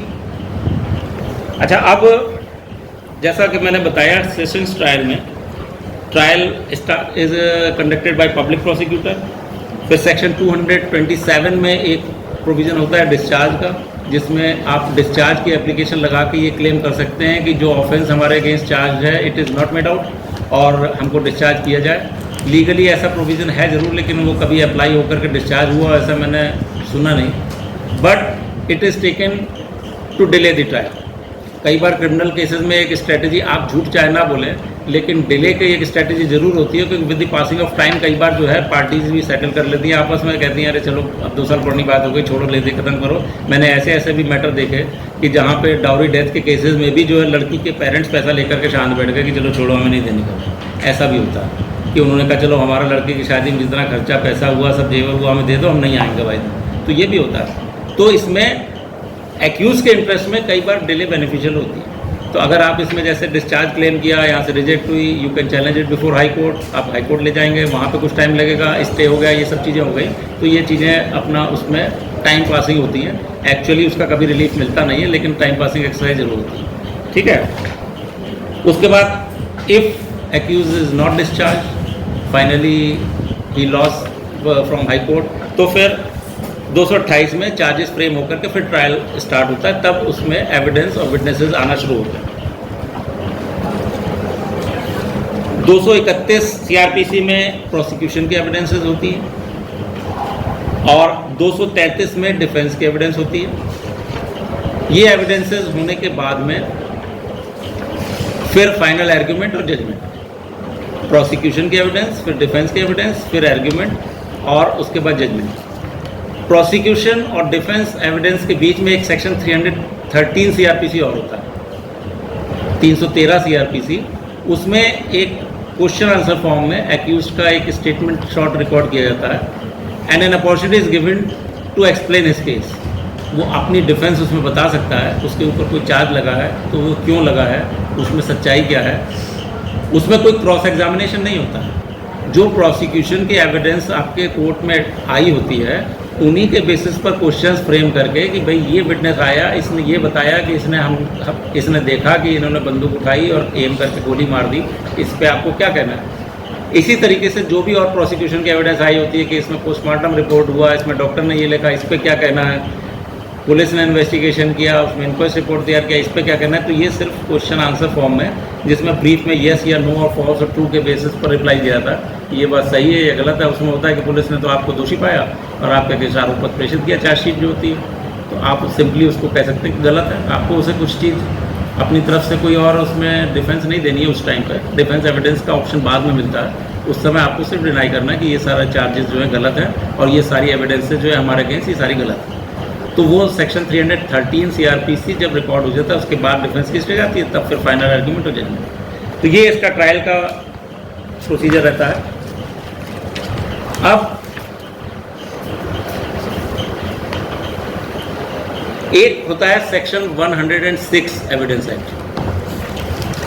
ये इंपॉर्टेंट इसलिए होता है, facts which are within your exclusive knowledge you have to prove it. अब आपके घर में मान लीजिए जो है कहीं डेड बॉडी किसी की रिकवर हो गई, कोई आई विटनेस नहीं है, किसी ने कोई इंसिडेंट होते हुए नहीं देखा, पता नहीं कैसे मर गया, लेकिन आपके घर से डेड बॉडी रिकवर हो रही है, आपका घर है, वहीं डेड बॉडी है, then you have to prove and you have to show satisfactory under 106 कि that how this death was caused. ये आपके ऊपर बर्डन शिफ्ट हो गया, क्योंकि आपके घर से सड़क पर पड़ी लाश तो कोई बात नहीं भैया, देखो किसने मारा क्या किया हमें तो नहीं पता। लेकिन जब आपके घर से डेड बॉडी रिकवर हो रही है, ऐसे ही सुसाइड के केसेस में भी एक 106 का होता है। जैसे किसी मैरिड लेडी ने अपनी ससुराल में सुसाइड कर लिया, ठीक है, प्रिजम्पशन उसमें भी होता है 113A का कि अगर विद इन 7 ईयर्स है तो उसमें ये माना जाएगा कि ससुराल वालों ने टॉर्चर किया। लेकिन अगर आपके घर में उसने फांसी लगा के, जहर पी के, आग लगा के सुसाइड किया है, तो आपके ऊपर भी ये बर्डन है सेक्शन 106 में कि आप ये बताएं कि ऐसी स्थितियाँ बनी कैसे। आपके घर में रह रही थी, आपकी बहू थी, आपसे रिलेटेड थी, और वो घर में आपके मर गई within 7 years of marriage and unnatural death, then you have to prove. ये आप बताओ पहले कि कैसे हुआ ये। Prosecution will do whatever it is within hand of prosecution, लेकिन आपको भी ये बताना पड़ेगा 106 में, क्योंकि आपके घर मरी है। इसमें डिफरेंस ये हो सकता है कि मान लीजिए लड़की ने जाकर के अपने मैके में सुसाइड कर लिया, तो ये 106 का प्रिजम्पशन, आप 106 का प्रोविजन आपके अगेंस्ट अप्लाई नहीं होगा कि अब वो मैके में जाकर के उसने किया, तो उसका कोई भी अदर रीज़न हो सकता है other than responsibility on in loss. अब उसका अपने मैके में क्या चलता था, अपना उसकी फैमिली में ही कोई डिस्प्यूट था, उसका कहीं और अफेयर था, या कोई और एम्बिशंस थी। बहुत से रीजंस होते हैं सुसाइड के, कोई सुसाइड का एक रीज़न नहीं होता। लड़कियों के सुसाइड के जो मैंने केसेस देखे आज तक, उसमें कभी एम्बिशन होती है कि लड़की की एम्बिशंस ज़्यादा थी, हो गई ऐसे ही, सोचा था अक्षय कुमार और मिल गए वो शिवपाल यादव, तो वो ये होता है। या ये होता है कि हमने सोचा तो था कि इसमें शादी हो जाएगी तो लाखों में खेलें। कई बार अपनी पेरेंटल साइड से फाइनेंशियली साउंड होती हैं लड़कियां, लेकिन इन लॉज उस लेवल पे इक्वल स्टेटस पे नहीं मिलते हैं, तो ये होता है कि हम तो अपने मैके में मौत से, तो यहाँ तो हमारा ये हो गया, क्या यहाँ तो हमें जो है रोटी भी सेकनी पड़ रही है, वहाँ तो हमारा ये भी नहीं था। तो ये इस तरीके के भी रीजंस होते हैं। एक मैटर में मेरे जो है एक सगी बहन ने अपनी सगी बहन की वजह से सुसाइड किया था। एक छोटी बहन थी, उसकी मैरिज हुई, वो चली गई ऑस्ट्रेलिया, पैसों में खेल रही, और उसके बाद यहाँ उसकी जो खुद की जो मैरिज हुई, वो एक सिंपल कॉन्ट्रैक्टर, तो कोई कंपैरिजन ही नहीं था फाइनेंशियल स्टेटस और इनकम में, उसने उसी में सुसाइड कर लिया कि मेरी बहन मौत से रह रही है, मेरी हालत है, मैं तो बिल्कुल पैसे तरस रही हूँ। तो बहुत से रीजंस होते हैं। मैं नॉर्मली सुसाइड के केसेस में अपना एक मेरा बेसिक आर्गूमेंट भी ये होता है बेल वगैरह के मैटर में कि there may be hundreds of reasons for committing suicide which you can never know. आपके साथ में परिवार का आदमी कोई रहता है, वो सुसाइड कर लेता है, आपको नहीं पता होता ये क्या होता है। अगर कोई सुसाइड नोट मिल गया या इधर उधर से कोई कहानी पता चल गई तो हो सकता है आपको पता चले, नहीं तो घर के आदमी ने सुसाइड कर लिया होता है और आपको ये नहीं पता होता ये क्यों चला गया। क्या पता उसने क्यों सुसाइड किया। उसको ब्लाइंडली आप अगर सिर्फ मैरिड लेडी होने की वजह से पूरा बर्डन लॉज के ऊपर ही डाल करके उसको शिफ्ट कर दें कि नहीं मरी तो जैसा कि लीगल प्रोविजन भी है, तो भैया ये ससुराल वाली जिम्मेदारी, ये जरूरी बिल्कुल भी नहीं है। कुछ भी हो सकता है, किसी भी तरीके से ये ऐसी सिचुएशन डेवलप हो सकती है। In most of the cases ambition is reason, कि अगर अपनी मर्जी के हिसाब से या अपनी पसंद के हिसाब से शादी नहीं हुई तो इस तरीके की सिचुएशंस आ जाती हैं, क्योंकि हमारी मर्जी कहीं और थी या हमारी एम्बिशन कुछ और थी और हम तो फंस गए, छोटे घर में शादी हो गई हमारी। तो ये चीज़ें होती हैं। इसलिए मुझे लगता है कि अगर मैं जज की सीट पर बैठा हूँ तो मैं ये चीज़ें कंसीडर भी जरूर करूँ। वहाँ तो नॉर्मली तो खाली लीगल प्रोविजंस होते हैं कि सुसाइड किया, ससुराल में किया, न चढ़े तो जाओ बेल रिजेक्ट, रहो जेल में। लेकिन आप किसी गरीब के साथ में क्या बीतती। अब हस्बैंड और वाइफ के बीच में डिस्प्यूट होता है, कई बार आपने देखा होगा हस्बैंड भी सुसाइड कर लेते हैं, तो नहीं इतना सीरियस मैटर होता। हस्बैंड ने सुसाइड कर लिया, मर जाए, वो तो बने मरने के लिए था, कोई बात नहीं। लेकिन अगर लेडी ने सुसाइड किया है तो बड़ी इवेंट ट्राई बसती, अरे ससुराल वालों ने जुल्म के हद ही कर दी पार, सुसाइड कर लिया इसने। मेरे पास एक केस ऐसा भी है, लड़की की वजह से, लड़की के मतलब वाइफ की वजह के टॉर्चर की वजह से हस्बैंड ने कम से कम 11 पेज का सुसाइड नोट लिख करके सुसाइड किया है। मैंने पढ़ा पूरा 11 पेज का, तो मेरा दिल भरा है कि उसने किस किस तरीके का टॉर्चर लिखा था। लेकिन इस बात की उसकी वाइफ और उसके इन लॉज के ऊपर FIR लगाई, पुलिस ने फाइनल रिपोर्ट इस बेस पे लगा दी कि इनके अगेंस्ट दहेज का मुकदमा पहले चल रहा था, इसलिए ना सुसाइड कर लिया। वो 11 पन्ने जो बैठ करके पढ़े, तो कोई भी कॉमन सेंटिमेंटल इमोशनल पर्सन होगा, उसका दिल भराएगा कि इस लेडी ने इसको कितना टॉर्चर किया है इसके 2-2.5 साल में। उसने एक एक चीज़ अपनी लिखी थी कि मेरे को ऐसे जलील करती है, मुझे ऐसे बेइज्जती करती है, मेरी कभी इज्जत नहीं करती, मुझको खाना नहीं देती है, मुझे दूसरों के सामने गाली देती है, इस टाइप की चीज़ें। तो उसने परेशान होकर के उसने कहा मेरा कोई स्केप नहीं है, उसने सुसाइड कर लिया। लेकिन पुलिस ने फाइनल रिपोर्ट लगा दी, क्यों? क्योंकि उसने सेपरेट होकर के डाउरी की FIR की हुई थी, तो वही प्रिवेल की लड़की ने, क्योंकि FIR डाउरी कराई हुई तो वही सही है। तो इस तरीके के मैटर्स होते हैं। अच्छा, एक होता है सर्कमस्टेंशियल एविडेंस का मैटर। मर्डर के केसेस में कई बार डायरेक्ट एविडेंसेस नहीं होती हैं, तो सर्कमस्टेंशियल एविडेंस का देखना पड़ता है कि अगर सर्कमस्टेंसेस ऐसी हैं कि that indicate offence by a particular person, तो वो कंसीडर ज़रूर होती है। इसमें सबसे कॉमन एक होती है लास्ट सीन की एविडेंस। अगर ये देखा गया कि कोई एक डिसीज जो मर गया, जिसका मर्डर हुआ, वो और जो एक्यूज रात के 11:30 बजे माल रोड पे कॉफ़ी पीते हुए, आइसक्रीम खाते हुए देखे गए, सुबह उसकी डेड बॉडी मिल गई वहीं माल रोड के पास। तो एक ये सर्कमस्टेंशियल एविडेंस का एक लिंक हो जाता है कि लास्ट टाइम रात को 11-11:30 बजे ये लोग खड़े होकर वहाँ कॉफ़ी पी रहे थे या आइसक्रीम खा रहे थे और सुबह 5 बजे उसकी डेड बॉडी रिकवर हो रही है, तो फिर बर्डन उसके ऊपर आ जाता है कि तुम बताओ तुम कहाँ किस हालत में छोड़ के गए। दोनों साथ में खड़े थे, ये देखा गया, मर्डर कब और कैसे और किसने किया ये किसी ने नहीं देखा, लेकिन वहाँ पे आखिरी बार जब देखे गए रात में तो आप दोनों साथ खड़े थे, तो this is called circumstantial evidence of last seen. चूँकि सबसे आखिरी बार आपके साथ में देखा गया, तो अब आप बताओ क्या किया आपने। अगर आप लोगों ने देखी वो पिक्चर कभी पुरानी अगर देखते हो, तो एक मजबूर पिक्चर आई थी अमिताभ बच्चन की, उसमें स्टोरी यही थी, उसमें वो खुद ही अपने अगेंस्ट केस फैब्रिकेट करता है क्योंकि उसको कैंसर होता है, लेकिन उसमें केस यही था कि एक पर्सन जिसका मर्डर हुआ था, वो उसका मर्डर किया तो था उसके भाई ने, लेकिन वो अमिताभ बच्चन की शॉप पे जाता है और लास्ट सीन रात के बरसात के समय में अपना वहाँ पे जा करके उससे कुछ परचेजिंग करता है, उसके बाद वो उसको कार में लिफ्ट दे के छोड़ता है, अगले दिन उसकी डेड बॉडी मिलती है। तो वो उसको चूँकि कैंसर था, उसे मरना था, उस पर 10 लाख रुपए का इनाम था कि जो बता देगा, तो वो उस इनाम के लिए अपने ऊपर ब्लेम ले लेता है। और जो उसका भाई जिसने एक्चुअली मर्डर किया था, वो ताज्जुब में कि ये मर्डर तो किया मैंने, ये कहाँ से सामने आ गया कि मर्डर मैंने किया। तो बड़ी इंटरेस्टिंग मूवी थी, उसमें भी लास्ट सीन की एविडेंस के बेसिस पर ही पूरा केस बिल्डअप होता है, लेकिन बाद में फिर जो है वो खुलती है जब चीज़ें कि ये एक्चुअली उसने नहीं किया था, उसने तो कैंसर को अपना, चूँकि उसको डेथ ऑब्वियस थी तो उसने इनाम के लिए किया था, बाद में पता चलता है। तो वो खैर लास्ट सीन के एविडेंस पे इस तरीके से था। सर्कमस्टेंशियल एविडेंस के केस में आपके लिए, प्रोसिक्यूशन के लिए ये बहुत ज़रूरी है कि that all the links should be well connected. खाली फुटकर में कह देने से कि कोई एक किसी एक सर्कमस्टेंस को आपने बता दिया तो माना जाएगा, ऐसा नहीं होता है, वो एक्सेप्टेबल नहीं है। खाली सर्कमस्टेंशियल एविडेंस पे जो कि फुल्ली कनेक्टेड और वेल लिंक्ड नहीं है, उस पर कभी भी कन्विक्शन बेस होता नहीं है। सुप्रीम कोर्ट तक उस पर लॉ है कि अगर if it is all well connected और सारी सर्कमस्टेंसेज आपस में चेन प्रॉपर है, जैसे यहाँ पे अभी आपने एक ज्योति मर्डर केस सुना हुआ, ज्योति जो वाइफ थी उसको ले करके गए और उसको किडनैपर से किडनैप करा दिया और उसको मरवा दिया और खुद अपना जो है वो शर्ट चेंज करके थाने पहुँचे रिपोर्ट लिखाने, क्योंकि उस पूरी कॉन्स्पिरेसी में हाथ पूरा हस्बैंड का ही था। उसने खुद ही किडनैपर हायर किए थे, खुद ही उनको सुपारी दी थी 50 लाख रुपए की कि इसको ले जाके मर्डर करो। अब उसमें किसी ने मर्डर होते हुए नहीं देखा था, जो सर्कमस्टेंसेस थी वो कैसे कनेक्ट हुई। सबसे पहले पुलिस का सस्पिशन हस्बैंड के ऊपर तब गया जब पुलिस ने ये देखा, जो लास्ट रेस्टोरेंट जहाँ पे दोनों लोग हस्बैंड वाइफ खाना खा के निकले थे वहाँ से, उन्होंने वहाँ से जब सीसीटीवी फुटेज कलेक्ट की तो उसमें शर्ट दूसरी पहने था।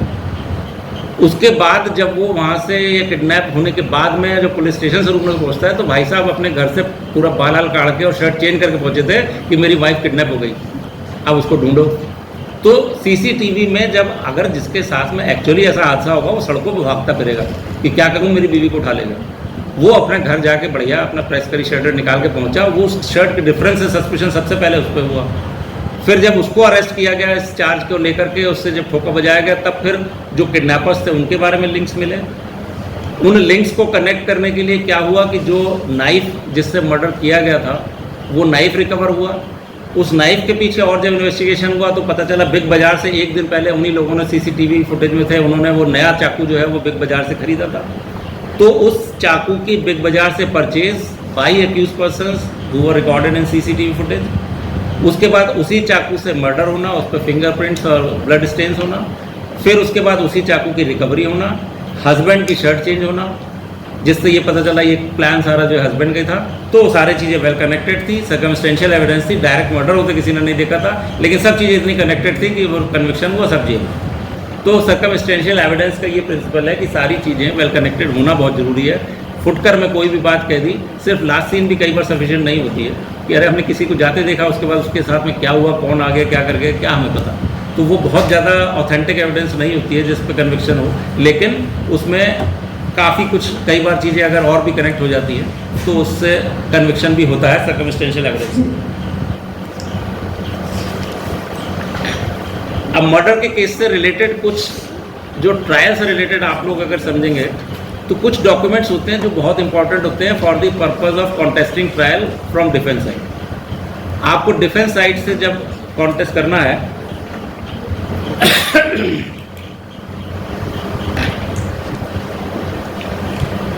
तो उसमें एक सबसे पहला डॉक्यूमेंट होता है FIR. FIR is a very material piece of evidence for conducting case of murder और कल्पेबल होमिसाइड। उस एफआईआर से आपको क्या पता चलता है? उस एफआईआर से आपको फर्स्ट वर्जन पता चलता है, date and time and place of occurrence.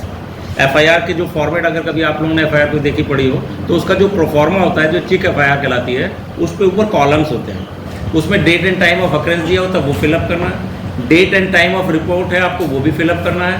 Place of occurrence है, वो भी फिलअप करना है।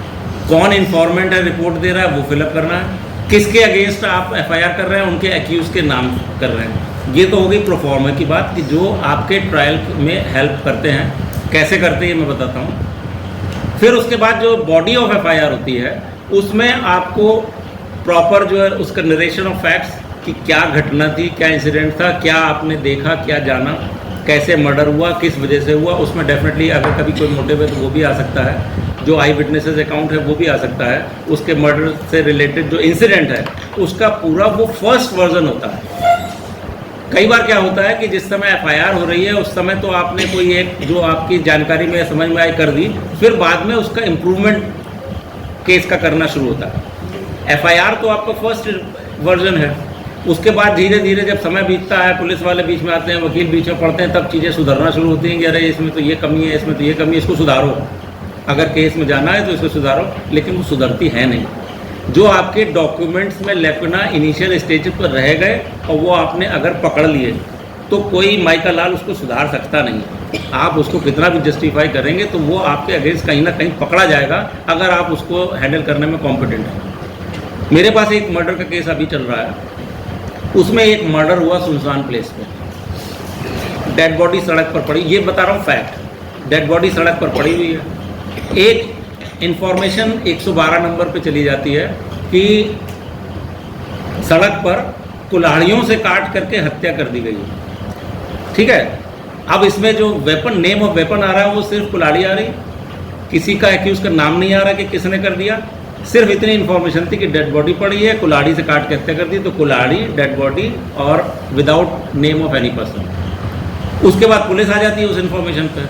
जो इंक्वेस्ट रिपोर्ट तैयार किया जाता है, उसका पंचनामा जो कहलाता है डेड बॉडी का, उस पंचनामे में भी उस 112 की इन्फॉर्मेशन का जिक्र है कि 112 की इन्फॉर्मेशन मिली जिस पर हम आए, कोई एफआईआर एग्जिस्ट नहीं कर रही है। और जो डेड बॉडी पड़ी हुई है उसको जो है वो क्योंकि क्लियर नहीं है तो उसमें जो इंजरीज का डिस्क्रिप्शन होता है उसमें उन्होंने लिख दिया कि सर में आई चोटों के कारण मरना प्रतीत होती है। उसमें वो नहीं लिख रहे हैं कि किस वेपन से आई।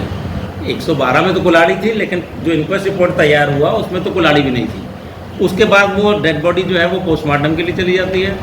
पोस्टमार्टम में फर्स्ट टाइम ये डिटेक्ट होता है कि इसमें एक फायर आर्म इंजरी इन्वॉल्व है, जो कि सर को पार करके एक एंट्री वुंड, एक एग्जिट वुंड, सर में गोली मारी गई है। उसके बाद कुल्हाड़ी उड़ाड़ी से काटा गया है। तो ये इस तरीके से मर्डर हुआ। क्योंकि पोस्टमार्टम में जब पूरा बॉडी का प्रॉपर पोस्टमार्टम किया जा रहा है, कॉज ऑफ डेथ एसर्टेन होना है, तो उसमें फायर आर्म इंजरी डिटेक्ट हुई, जो बेयर आइज से जो है वहाँ पर डिटेक्ट इसलिए नहीं हुई क्योंकि इतना ब्लड पड़ा था उसके सर के आसपास में। मतलब ना सिर्फ गोली मारी गई थी बल्कि कुल्हाड़ी से भी काटा गया था। तो इतना ब्लड था कि उसमें इंजरीज तो पता भी नहीं चल रही थी। ये बाद में मैंने विटनेसेस से क्रॉस एग्जामिनेशन में भी पूछा, बोले हाँ वो तो इंजरी तो दिख ही नहीं रही थी। अब प्रोसिक्यूशन की फॉल्स स्टोरी क्या बिल्डअप हुई, अब उसमें 3 आई विटनेसेस क्रिएट किए गए कि साहब वो आगे आगे जो है वो जा रहे थे बाइक पे, पीछे पीछे 2 लोग हम आ रहे थे, एक साथ में बैठा हो गया, 2 पीछे से हो गए। उसके बाद सामने गए तो 3 नेम्ड एक्यूज हैं, उन्होंने जो है सामने से घेर करके रोका। एक ने बंदूक से उठा के मार दिया, दूसरे ने कुल्हाड़ी से मार दिया, तीसरे ने बाके से मार दिया। पूरा आई विटनेस अकाउंट क्रिएट कर दिया जो कि डॉक्यूमेंट से सपोर्टेड नहीं है। 112 की इन्फॉर्मेशन नहीं बता रही है कि गोली मारी गई, पंचनामा नहीं बता रहा है कि इसके फायर आर्म इंजरी है। पोस्टमार्टम से डिटेक्ट होने के बाद में फायर आर्म इंजरी डिटेक्ट होने के बाद जो एफआईआर लॉन्च हुई, तो वो एफआईआर भी अपने आप में एंटी टाइम्ड हो गई। क्योंकि फर्स्ट इंस्टेंस तो ये हुआ कि 112 पे इन्फॉर्मेशन दी तो फायर आर्म इंजरी नहीं। डेड बॉडी की पुलिस ने इंक्वेस्ट रिपोर्ट तैयार की तो वहाँ पे कोई फायर आर्म इंजरी नहीं लिख रहा है। पोस्टमार्टम से जब पता चल रहा है तो पोस्टमार्टम हो रहा है अगले दिन मॉर्निंग में, और एफआईआर जो कि वो दिखा रहे हैं पिछली शाम को ही इंसिडेंट के 2.5-3 घंटे बाद, उसमें लिख रहे हैं कि इस तरीके से 3 लोगों ने आकर के, एक ने गोली मारी, एक ने कुल्हाड़ी मारी, एक ने फांसा मारा, पूरी फॉल्स, जो डॉक्यूमेंट से सपोर्ट नहीं हुई। तो इन डॉक्यूमेंट्स को अब आप कितना सुधारोगे? आपके 112 की इन्फॉर्मेशन में फायर आर्म इंजरी नहीं है, इंक्वेस्ट रिपोर्ट में फायर आर्म इंजरी नहीं है, पोस्टमार्टम अगले दिन मॉर्निंग में हो रहा है, शाम की 4 बजे की एक दिन घटना, अगले दिन 10:30 बजे पोस्टमार्टम हो रहा है। आप उसको नहीं मीट आउट कर पाएंगे। जहाँ पर भी जाएंगे तो उसमें फंसेंगे कि ये जब फायर आर्म इंजरी थी तो ये पहले क्यों नहीं बताया, आई विटनेसेस पीछे आगे चल रहे हैं, और इसमें इतनी फनी एविडेंस कि जो आदमी पीछे बैठ करके जा रहा है, आगे बैठा आदमी जो ड्राइव कर रहा है स्कूटी, उसके गोली लगी, कुल्हाड़ी लगी, वो मर गया, और पीछे वाले के तो खून की एक छींट भी नहीं आई कुर्ते पर। वो तो पता नहीं कौन से तरीके से वो पॉलिथीन लपेट के बैठा था कि उसके जो है कपड़ों पे एक खून छींटे की नहीं आई, एक कोई गोली का छर्रा नहीं लगा, एक किसी तरीके की इंजरी उससे स्कूटी से गिरने से कोई घुटने हाथ तक नहीं चले। अरे किसी आगे वाले को टारगेट करके गोली मारी जा रही है, स्कूटी गिरेगी, तुम भी पीछे से गिरोगे, कुछ तो घुटना को नहीं छिलेगी। तो उसके कोई सिंगल इंजरी नहीं, कंट्यूजन नहीं, कपड़ों पे कोई ब्लड के छींटे नहीं, कोई छर्रे की चोट नहीं। इतनी झूठी गवाही। तो ये अल्टीमेट फेट, वो ट्रायल मेरा अभी चल रहा है, अल्टीमेट फेट मुझे पता है कि वो मैं केस जीतूँगा। इस तरीके की इतनी झूठी एफआईआर बनाने के बाद में, और उसको वो स्टैंड प्रोसिक्यूशन केस को नहीं कर पाएंगे, ये मुझे मालूम है। तो इस तरीके से जो एफआईआर की इंपॉर्टेंस मैंने बताई कि एफआईआर में जब फायर आर्म इंजरी मेंशन हो रही है इस पर्टिकुलर केस में, और आप 112 की इन्फॉर्मेशन और इंक्वेस्ट के टाइम पे नहीं बता पा रहे हैं, तो it means that it was prepared after postmortem. अगले दिन जब पोस्टमार्टम से डिटेक्ट हुआ कि इसमें फायर आर्म इंजरी है, तब ये कहानी बनाई गई कि ये इस तरीके से गोली मार करके और उसको वहाँ पर कर दिया। ज़्यादा टाइम तो नहीं हो रहा। अच्छा तो इस तरीके से ये एफआईआर की इंपॉर्टेंस है। ऐसे ही इंक्वेस्ट रिपोर्ट, जैसा कि मैंने बताया, डेड बॉडी की तैयार की जाती है। उस इंक्वेस्ट रिपोर्ट में इंपॉर्टेंट चीज़ें क्या होती हैं? सबसे पहले तो लिखा होता है सोर्स ऑफ इंफॉर्मेशन, कि जो मजिस्ट्रेट या पुलिस इंक्वेस्ट करने के लिए डेड बॉडी का आई, वो किसकी इन्फॉर्मेशन पे आई। इस केस में जो मैंने अभी इंस्टेंस बताया, इसमें 112 की इन्फॉर्मेशन से आई थी, तो 112 मेंशन थी, क्योंकि एफआईआर तब तक लॉन्च नहीं हुई थी। एफआईआर क्यों नहीं लॉन्च हुई थी? क्योंकि किसी को पता ही नहीं था कौन मार गया। किसी को पता हो तो सही बताए, वो तो प्लानिंग हुई, बाद में सोचा कि भाई अब कैसे तैयार करना है, क्या तैयार करना है, किसको फंसाना है, तो एफआईआर बाद में कंसल्टेशन से तैयार हुई। लेकिन till the time of inquest कोई पता नहीं था, ना अक्यूज का, ना वेपन का, ना किसी घटना का। तो 112 पे इंक्वेस्ट स्टार्ट होता है। इंक्वेस्ट रिपोर्ट स्टार्ट करने का और ख़त्म करने का समय होता है। उस इंक्वेस्ट रिपोर्ट के टाइम पर कौन कौन विटनेसेस प्रेजेंट थे। अब आप देखिए, कोइंसिडेंटली इसमें जो अपने आप को आई विटनेसेस बता रहे हैं, उन 3 में से 2 लोगों ने इंक्वेस्ट रिपोर्ट पे भी एज विटनेस साइन किए, और वो नहीं बता रहे हैं कि फायर आर्म इंजरी लगी, हमने हमारी आंखों के सामने गोली मारी। वो साइलेंट है, उनको पता ही नहीं है, उनको ये तो सब बातें कहानी बनी अगले दिन।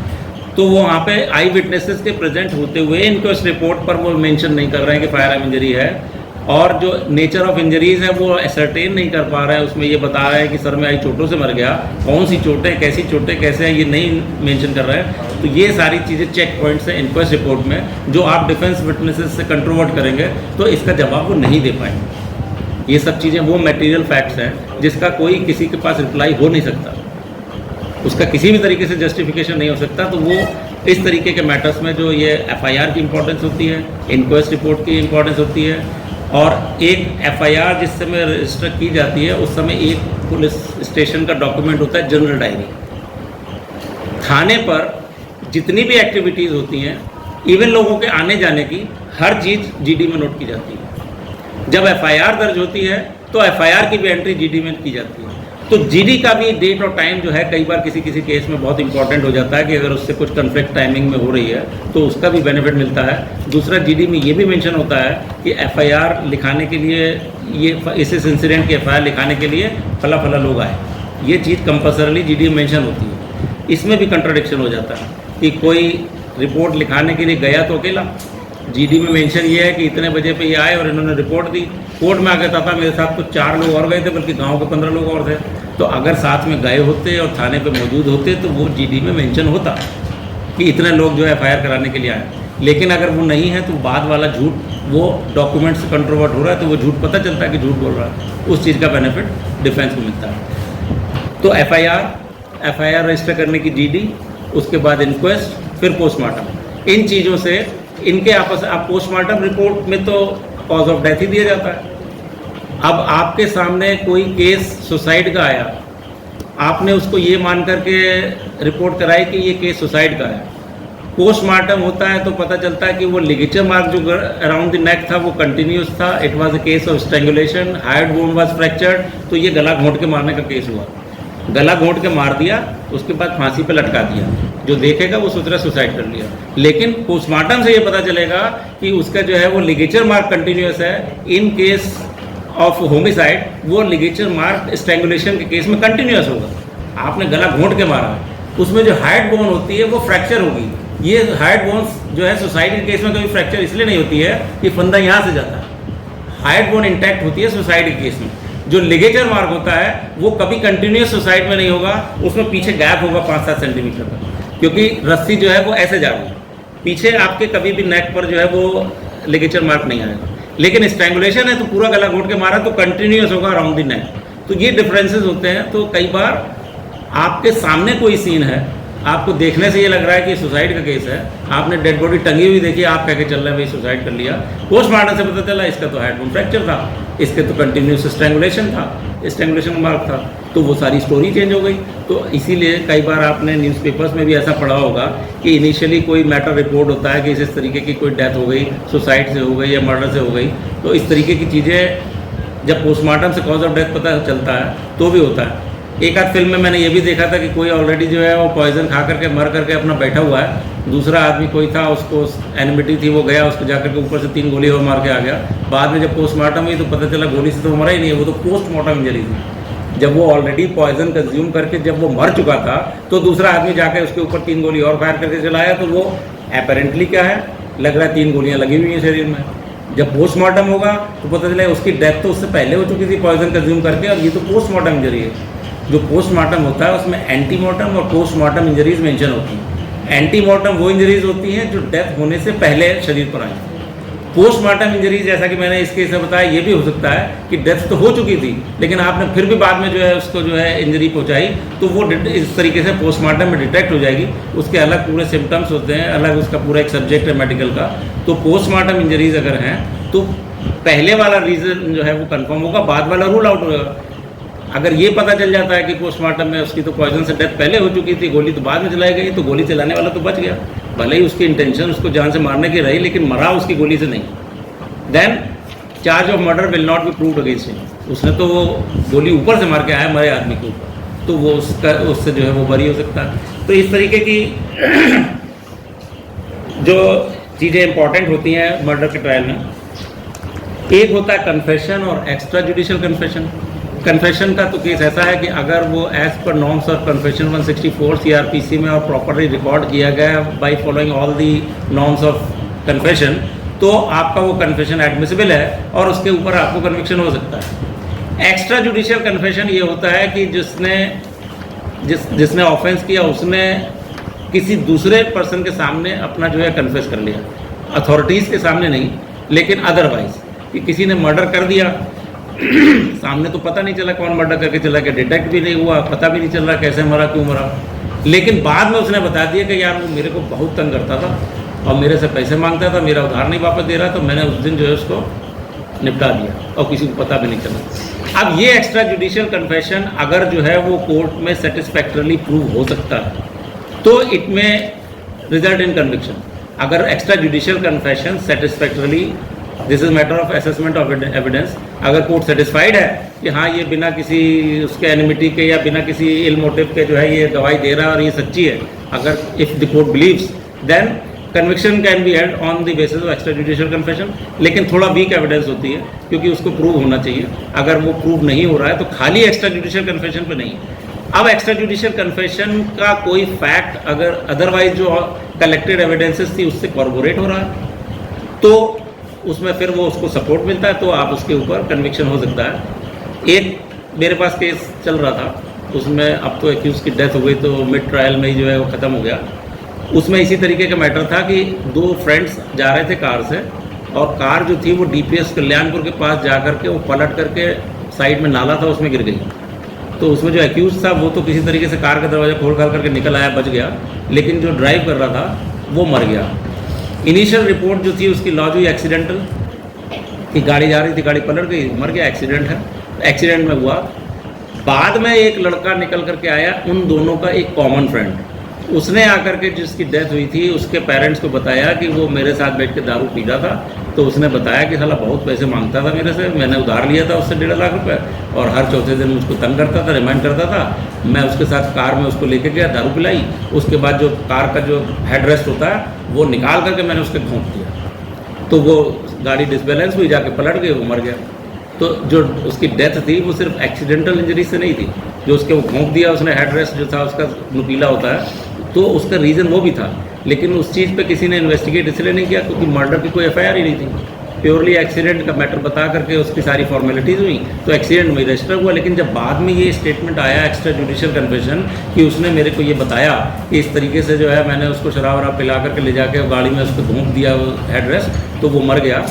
इस बेस पर जो है फिर से इन्वेस्टिगेशन स्टार्ट हुआ, मर्डर के चार्ज से उसके ऊपर पूरा इन्वेस्टिगेशन होकर के चार्जशीट लगी, और चार्जशीट के साथ में वो ट्रायल यहाँ पे कोर्ट में अभी कुछ समय पहले तक चल रहा था। अनफॉर्चुनेटली जो एक्यूज था उसको खुद ही डेथ हो गई।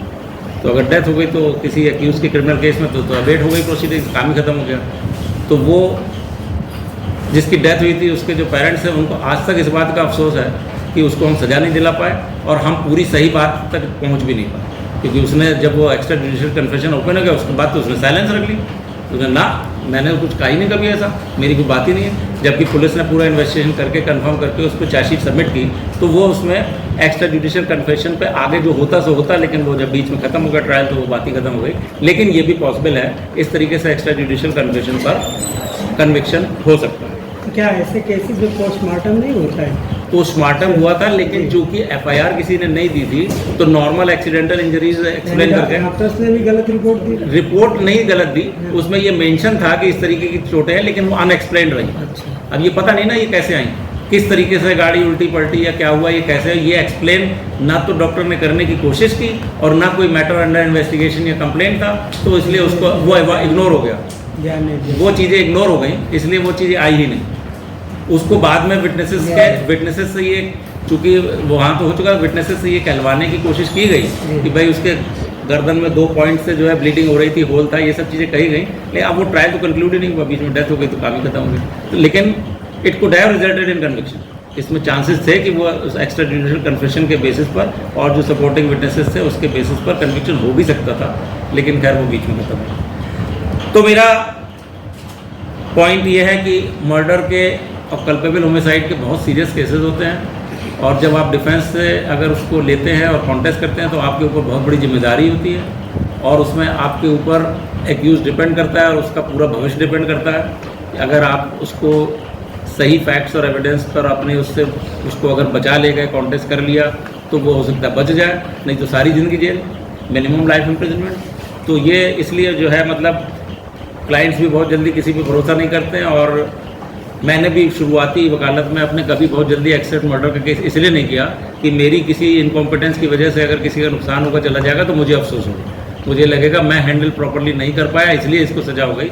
तो मुझे जब अपने आप से ये लगा कि नहीं अब मेरी अपने सफिशिएंट एक्सपीरियंस और कॉम्पिटेंस है और मैं हैंडल कर सकता हूँ, तब मैंने एक्सेप्ट करना शुरू किया। बहुत से केसेस मैंने, जब मुझे लगता था मैं हैंडल नहीं कर पाऊँगा, तो मैंने रिफ्यूज़ भी किया कि दूसरा तो चला जाएगा। मैंने तो केस ले लिया अपने ट्रायल में से, कोई मेढक थोड़ी काटना कि बायोलॉजी की क्लास हो रही है, मेढक ला कर रख के पहले उसको काटो, देखो इसमें। ये मैंने कभी किसी क्लाइंट का नुकसान पहुंचाया नहीं, अपने जानते बूझते अपनी नॉलेज से। जब मुझे लगा कि हाँ अब मैं इस तरीके के ट्रायल्स कॉन्टेस्ट करने के लिए कॉम्पिटेंट हूँ, तब मैंने लेना शुरू किया, तब काम बढ़ता गया, तब कोई प्रॉब्लम नहीं है। लेकिन उस केस में जो बयान आया है दोबारा से, किसमें जो अभी मर्डर केस को बता रहे थे आप, एक्स्ट्रा जुडिशियल कन्फेशन? जी हाँ।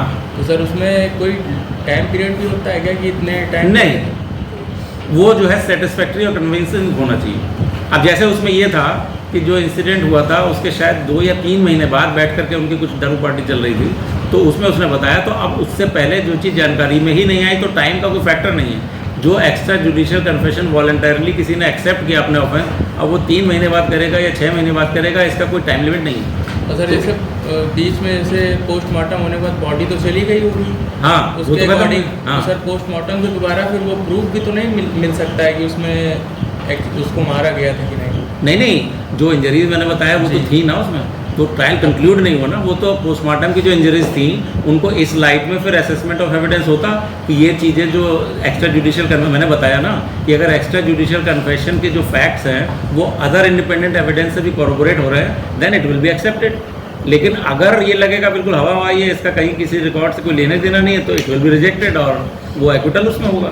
लेकिन अगर वो और इंडिपेंडेंट एविडेंस से, पोस्टमार्टम से या और विटनेसेस के स्टेटमेंट से कहीं भी कॉरोबोरेट हो रहा है, then it will definitely be considered by court, तो उसको कंसीडर किया जाएगा।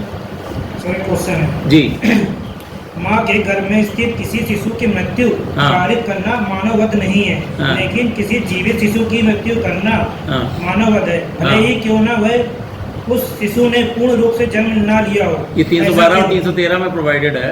312 और 313 में आईपीसी में ये है कि 313 तो वही है कि विदाउट कंसेंट जब आपने मिसकैरेज का ऑफेंस किया, कोई लेडी है उसके गर्भ है और आपने उसकी कंसेंट के बिना किया, तो वो तो 313 में एक अलग से ऑफेंस है अपार्ट फ्रॉम मर्डर। मर्डर अलग है क्योंकि उसमें जो डेथ हो रही है वो वोम में, उसके यूटरस में उसके बच्चे की हो रही है, ठीक है, वो 313 में है। कुछ केसेस ऐसे होते हैं कि जैसे वॉलंटरली जो है वो एबॉर्शन कराना चाहती है लेडी, जो 312 में दिया हुआ है, उसमें अगर जो है वो गुड फेथ में माँ की ज़िंदगी बचाने के लिए और अगर उसका अगर कंसेंट से अगर डेथ हो जाती है तो कोई ऑफेंस नहीं है। लेकिन अगर उसमें उसकी कंसेंट नहीं है तो वो 313 में कवर है। 313 आईपीसी और 312 पढ़ी है। 313 तो फोर्सफुल है मिसकैरेज, और 312 में विद कंसेंट भी कई बार अपने आप से भी अबॉर्शन कराती है ना, तो उसमें अगर आपकी कंसेंट के साथ में हो रहा है तो it is not an offence.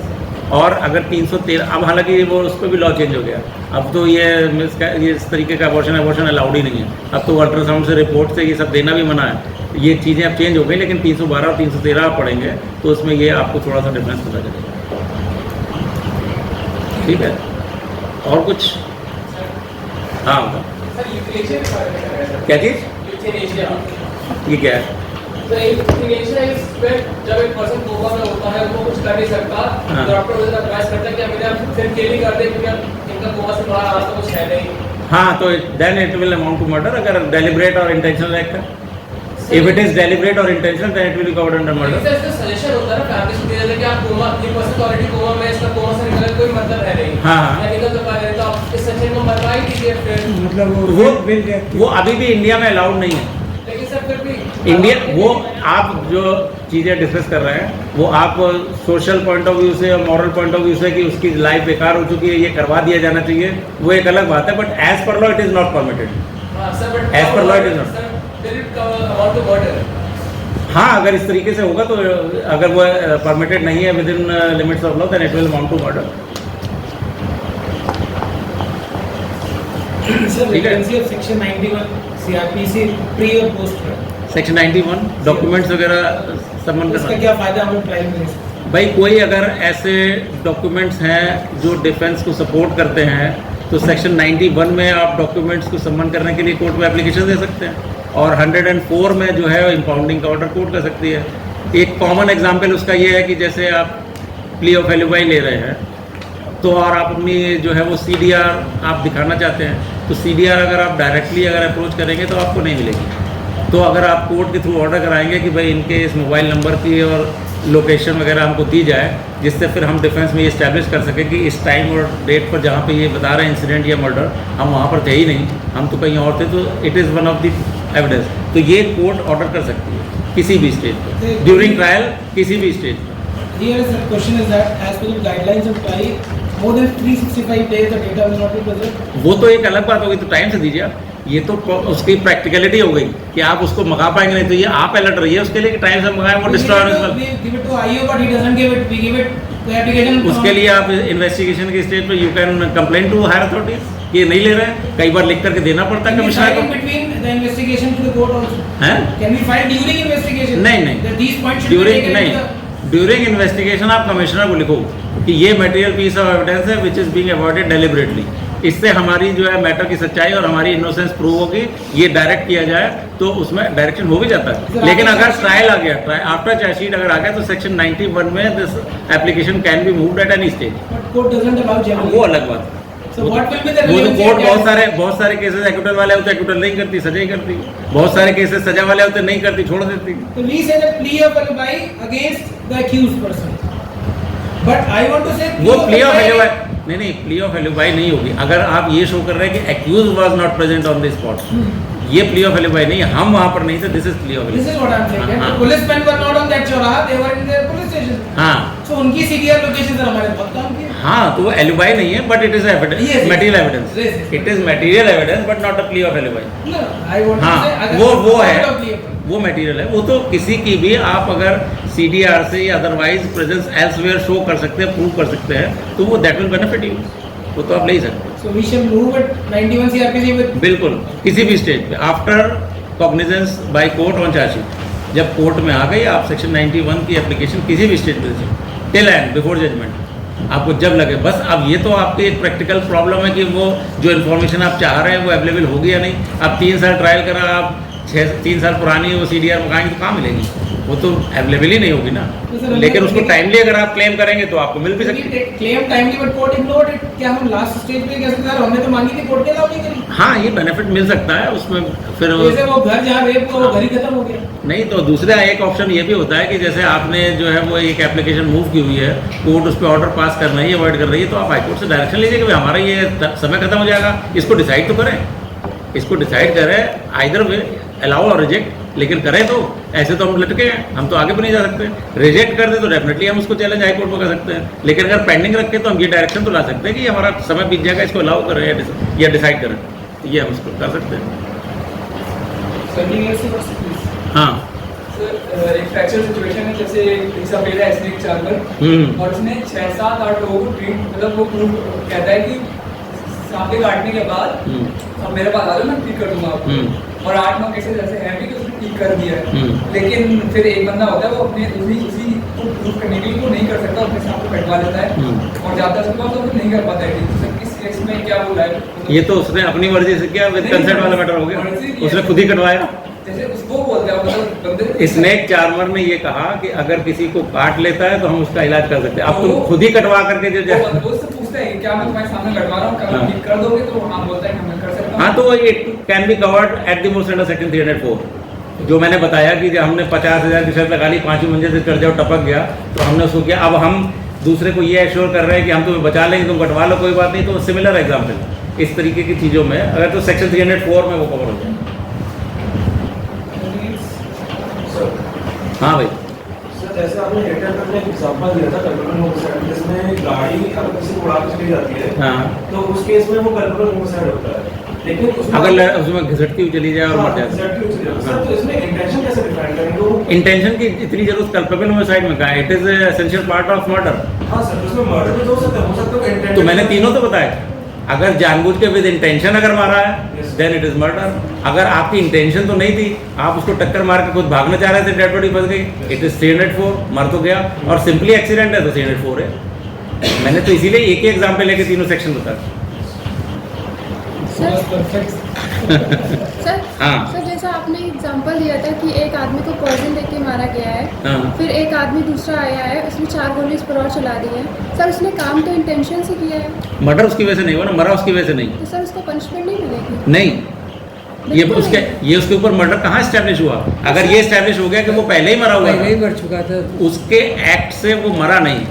Murder और culpable homicide is an act causing death of another person.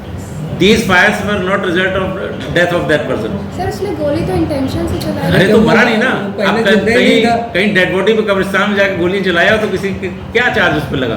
मरा कहाँ हमारी गोली से? मरे आदमी पे हम गोली चला के चले आए तो उसमें हमारी वजह से नहीं मरा, हमारे उस फायरिंग की वजह से, हमारे उस एक्ट की वजह से नहीं मरा। वो ऑलरेडी डेड था 2-4 घंटे पहले, है ना। तो वो इसलिए उसमें जो है वो मर्डर के चार्ज उसको नहीं लगे। डेड पर्सन के ऊपर वो चीज़ नहीं है। मरे आदमी पे गोली चलाओ। एक हाइपोथेटिकल सिचुएशन है। हाँ। पहले देखिए मूवी का नाम शायद दुलारा है, गोविंदा की एक मूवी थी। हाँ। तो उसमें होता है कि गलती से एक बार चाकू उसके लग जाता है, वो सोच लेता है ये मरना जाए, वो भाग जाता है। हाँ। उसके बाद एक सेकंड पर्सन आता है, 20 बार चाकू मारता है, हाँ। तो उसकी डेथ हो जाती है। हाँ। ऐसी सिचुएशन में वो आदमी तो मर गया, हाँ, but what about the first person? दोनों ही रिस्पॉन्सिबल है। अच्छा, इंजरीज तो दोनों ही ने दी। 21 इंजरीज बढ़ गए, हाँ, सिंगल तो- इंजरी से तो नहीं मर सकते। कोई बात नहीं, लेकिन तो भी उसने जो है उसको Contribution मारा, तो- फाइनल रिजल्ट जो है वो तो डेथ हुई, तो दोनों और ही। सर यहाँ क्वेश्चन स्टार्ट होता है यहाँ पर, हालांकि बनता नहीं, कॉमन इंटेंशन और 120 भी कैसे डिफाइन करेंगे मर्डर के केस? अच्छा, मैं कॉमन इंटेंशन में थोड़ा सा बताता हूँ। जैसे कॉमन इंटेंशन के साथ में पनिशमेंट होता है, तो उसमें कई मैटर से क्या होता है, जैसे मान लीजिए यहाँ पे हम लोगों ने 4 लोगों ने मिल करके तय किया कि यार वो बहुत तंग कर रहा है, बहुत नक्शेबाजी दिखा रहा है, और आज उसको ठोंक करके आते हैं। अब 4 लोग यहाँ से निकले किस कॉमन इंटेंशन से? उसको पीटने के लिए। इस इंटेंशन से नहीं निकलेगा आज उसको जान से मार जाएंगे। अब वहाँ पे पहुँचने के बाद जो एक मेन पर्सन एनिमिकल है, जो हमारा जो जिसने टीम इकट्ठी की, उसने, हमें तो नहीं पता, उसने वहीं पे चाकू निकाला, उसको मार दिया। तो बाकी के लोगों की एक कॉमन इंटेंशन हो ये ज़रूरी नहीं है, it has to be prove. क्योंकि अगर ये स्टोरी है कि भाई 4 लोग मिलकर के किसी को पीटने और सबक सिखाने के लिए निकले और वहाँ उसने अपनी जेब से निकाल के चाकू मार दिया, तो everybody is not responsible of common intention. क्योंकि हम लोग ये सोच के नहीं गए थे। अगर 4 लोग ये सोच के चले कि साला ये बहुत तंग कर रहा है, आज इसको निपटा के आते हैं, चलो 4 लोग मिल करके, तो सब इस कॉमन इंटेंशन से जा रहे हैं कि आज इसको मार के आएंगे जान से। लेकिन अब हम तो गए थे खाली जो है लड़ाई झगड़ा निपटाने नक्शेबाजी में, अब वहाँ उसने निकाल के मार दिया चाकू, इसीलिए दूर रहना चाहिए इन चीज़ों से। अब उसने निकाल के चाकू मार दिया, तो आप कॉमन इंटेंशन के रिस्पॉन्सिबल इसमें नहीं है। आप गए थे सिर्फ मारने पीटने तक, अब उसने निकाल के मार दिया, तो ये उसके लिए सोनली वो रिस्पॉन्सिबल है मर्डर के चार्ज के लिए। डकैती के केसेस में जनरली होता है कि जाते हैं डकैती डालने, हो जाती है वहाँ मर्डर भी, हाँ। तो मतलब वो जो तीसरा आदमी चौराहे पे खड़े होकर पुलिस ना आ जाए, वो देख रहा, तो उसके लिए क्या होगा? तो वो तो उसमें कॉन्स्पिरेसी में है साथ में। नहीं, यहाँ पर कॉमन इंटेंशन 120 भी की बात कर रहा हूँ। दोनों ही चीज़ें हैं, कॉमन इंटेंशन भी है, लूट के लिए तो कम से कम गए थे ना, तो लूट का तो है ही, लेकिन फिर कलेक्टिवली जो जितना भी है ऑफेंस या एक्ट हुए वहाँ पे उसके सबके लिए, चूंकि कॉमन इंटेंशन से साथ में गए थे, तो गलती करने गए थे, तो सब शामिल है। तो क्या इसमें 34 कॉमन इंटेंशन और 120 भी एफआईआर में साथ दोनों आएंगे? हाँ हाँ, बिल्कुल दोनों आएंगे। इस तरह केस है 120 भी जनरली अप्लाई होता है। सेक्शन 34 के लिए कुछ स्पेसिफिक एविडेंस होनी चाहिए। 120 बी के लिए तो ये है कि कम से कम कंस्पायर करके ये तो करने गए थे कि चलो हम लूट करेंगे, डकैती करेंगे, इतना तो सोच के गए थे। तो सेक्शन 34 के लिए थोड़ा सा स्पेसिफिक और होना चाहिए कि क्या ये भी इंटेंशन थी कि हम मार के भी आएंगे किसी को। तो 120 भी तो जनरली अप्लाई होता ही है, लेकिन इन पर्टिकुलर केसेस सेक्शन 34 भी। क्वेश्चन हुआ था 120 बी के साथ 34 लग सकता है या नहीं? लग सकता है, कोई दिक्कत नहीं, साथ में भी लग सकता है। अच्छा, ये जो आजीवन कारावास होता है पूरी लाइफ टिल डेथ, और कुछ बताते हैं कि नहीं वो पुराना हो गया सिस्टम ऑफ टिल डेथ। अच्छा, सुप्रीम कोर्ट का लॉ है, उसमें टिल डेथ जो है, जब तक जिंदा है आखिरी सांस तब तक जेल। वो 20 साल वाला कॉन्सेप्ट अब नहीं, पहले कुछ दिन रात जाने कौन सा कैलकुलेशन बनाते थे, 20 साल छोड़ देते थे, अब नहीं है। देर रात जोड़ी जाती थी ना। हाँ, अब टिल डेथ। ये कब से है? सर अगर पॉइजन से पूरी तरीके से नहीं मरा और उसे गोली मारने से पूरी तरीके से मर तब गया, ऐड हो जाएगा, तब वो उसमें पोस्टमार्टम में जो इन्वेस्टिगेशन होगा, जो रिपोर्ट आएगी, उसमें दोनों चीज़ों का उसमें रीजन हो, कॉज ऑफ डेथ में पॉइजनिंग एंड फायरिंग, तब दोनों आएंगे। सर तब दोनों वो को सेम पनिशमेंट मिलेगी? है, दोनों को सेम सजा मिलेगी? कौन दोनों को? हाँ हाँ बिल्कुल, और क्या, ये पता चले जो पॉइजन देके गया और जिसने गोली मारी, अगर कलेक्टिव रीजन है से जो है डेथ हुई है, ये हुआ कि कुछ तो वो पॉइजन से तो अधमरा सा था, लेकिन मरा पूरी तरह नहीं था, बाद में उसने गोली मार के पूरा ही कर दिया, तो दोनों रिस्पॉन्स। सर यहाँ तब कॉमन दोनों इंटेंशन हैं? कॉमन इंटेंशन भी है। कॉमन कहाँ है? तो कोई जहर दे गया, कोई गोली मार के, कॉमन उसमें है ही कहाँ? अलग अलग आए ना, एक पॉइजन दे गया, दूसरा गोली मार के, कॉमन कहाँ है? एक साथ कहाँ है? वो दोनों गोली मारते तब दोनों common हो। भाई, तुम्हारी भी मेरे सरंज से इनकी भी, दोनों मार जाओ अलग अलग, एक जहर दे जाओ, एक गोली मार जाओ है तो नहीं ना ऐसा। हाँ, जैसे आपने भी बताया था कि अगर कोई पहले एक बार चाकू मारता है, दूसरी बार तीसरी बार चाकू मारता है, तो सजा मिलती है। अगर पहला वाला आपके पैर पे चाकू मारता है, उसको ऑलरेडी उसमें डेथ हुई होती है, उसके बाद गर्दन पे मारता है, तो उस पर खाली इंजरी का आएगा 323, 24, 325 है, दूसरे वाले में मर्ड। वो तो कई बार ऐसा भी होता है ना कि जैसे 307 और 302 चार लगता है, कोई एक मर गया, एक तो खाली लाइफ अटेम्प्ट टू मर्डर हुआ, तो ये भी साथ साथ लगते हैं। कभी किसी का ये हुआ कि एक ने जान से मार दिया, दूसरे ने कुल्हाड़ी से मार दिया, मरा नहीं, लेकिन कुछ चोट वोट लग गई, फ्रैक्चर हो गया, तो उस पर 325 लगेगा। तो वो अलग अलग भी सेक्शंस लग सकते हैं, अलग अलग है, उस पर एक ही इंसिडेंट पे जिसके अगेंस्ट जो चार्ज है उस पर वो सेक्शन चार्ज हो सकता है। वो सारे सेक्शन तभी लगते हैं जब वो कॉमन इंटेंशन या क्रिमिनल कॉन्स्पिरेसी स्टैब्लिश हो। अगर ऐसा क्लेम करके प्रोसिक्यूशन चले तो सब पे सब सेक्शन लग सकते हैं, अदरवाइज अलग अलग भी लगता है। प्रैक्टिकली ऐसा होता है कि सब पे अलग अलग सेक्शन लगता है। ठीक है भाई, बस perfect, we don't have any question. अरे वैसे मैं कुछ रूलिंग्स भी लाया था, अब मुझे लगता है कि अगर इंटरेस्टेड हो तो मैं थोड़ी सी बता दूँ। हैं? नोट करेंगे कितनी हैं? ऑलरेडी रिकॉर्डेड वर्जन है, हम लोग बार बार रिमाइंड करते हैं। फोटो कॉपी कर लो, फिर वो कर फोटो मैं बता देता हूँ, थोड़ा सा फोटो कॉपी भी करा दूँ।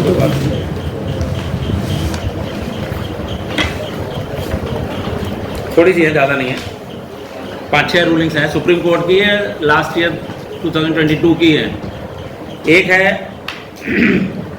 2022 volume 4 JIC judicial interpretation of crimes है, ठीक है, पेज नंबर 758 सुप्रीम कोर्ट। इसमें केस जो था वो था circumstantial evidence of last seen. Last seen की एविडेंस लेकर के ट्रायल हुआ था, लेकिन इसमें कोई आई विटनेस नहीं था। कोर्ट ने डिसबिलीव किया और कन्विक्शन से डिसाइड कर दिया सुप्रीम कोर्ट ने। हाई कोर्ट से कन्विक्टेड था, हाई कोर्ट तक से, लेकिन सुप्रीम कोर्ट ने क्योंकि कोई इंडिपेंडेंट एविडेंस नहीं थी, खाली लास्ट सीन की थी, तो उसको सफिशिएंट ना मानते हुए उन्होंने एक्विटल कर दिया। नेक्स्ट है 2022 volume 4 JIC page number 960 supreme court. SC supreme court है Rajveer Singh versus state of Punjab. पहले वाले का मैंने नाम नहीं बोला चाहिए, पहले वाले का नाम लिखना चाहिए, लिख रहे Raju alias Rajendra Prasad versus state of Rajasthan. पहले वाला Raju alias Rajendra Prasad versus state of Rajasthan.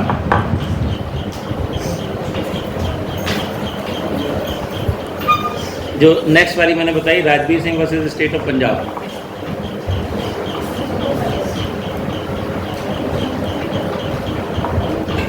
इस वाले केस में जो दूसरा वाला मैंने बताया राजवीर सिंह वाले में, इसमें मिल्क वेंडर से किसी ने दूध खरीद के पिया, अगले दिन उसकी डेथ हो गई। तो सर्कमस्टेंशियल एविडेंस थी कि वो दूध ला करके पिया, उसी से मरा होगा। तो मिल्क वेंडर के ऊपर प्रोसिक्यूशन हुआ, लेकिन फाइनली वो सेटिस्फैक्टरली सारे लिंक्स कनेक्ट नहीं हुए, सर्कमस्टेंशियल था, तो इसलिए उसमें कन्विक्शन से डिसाइड करके एक्विटल हुआ। एक्स्ट्रा जुडिशियल कन्फेशन पे क्या चीज़, तो उसमें सेक्शन 374 में अलग से प्रोसिक्यूशन भी हो सकता है, लेकिन इसमें यही था कि वो सर्कमस्टेंशियल एविडेंस से 302 का चार्ज लगा, तो उसमें वो कोर्ट ने कन्विक्शन जो था वो लोअर कोर्ट का हाई कोर्ट तक वो सेटिस्फाइड कर दिया और एक्विटल कर दिया। अच्छा, एक्स्ट्रा जुडिशियल कन्फेशन पे एक है state of Rajasthan versus Kistura Ram.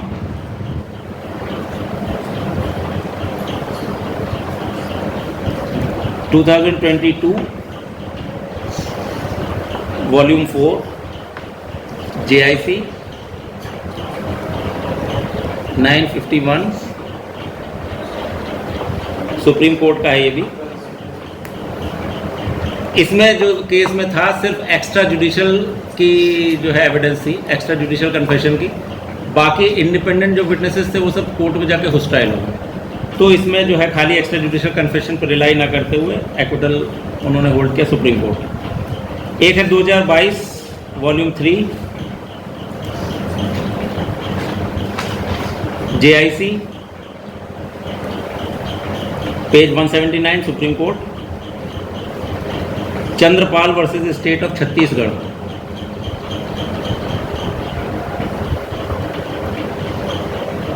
इसमें दोनों चीज़ें थी, एक्स्ट्रा जुडिशियल कन्फेशन भी था और लास्ट सीन की एविडेंस थी, दोनों ही को डिसबिलीव करके कोर्ट ने एक्विटल किया Supreme court. Extra judicial confession भी था, लास्ट सीन की एविडेंस भी थी, but it was not well linked, तो सुप्रीम कोर्ट ने एक्विटल किया।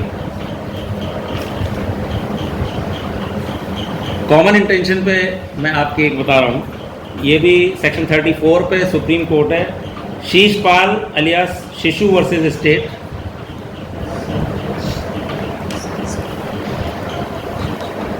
NCT ऑफ दिल्ली ब्रैकेट में, स्टेट के बाद NCT of Delhi.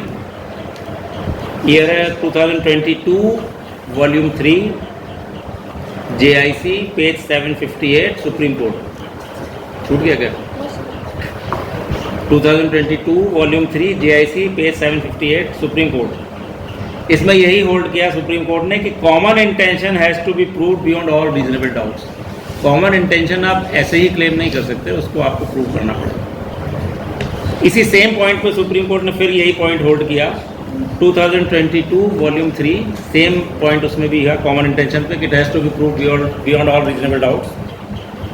2022 part 3 JIC page 332 supreme court. यह है Gadadhar Chandra versus state of West Bengal.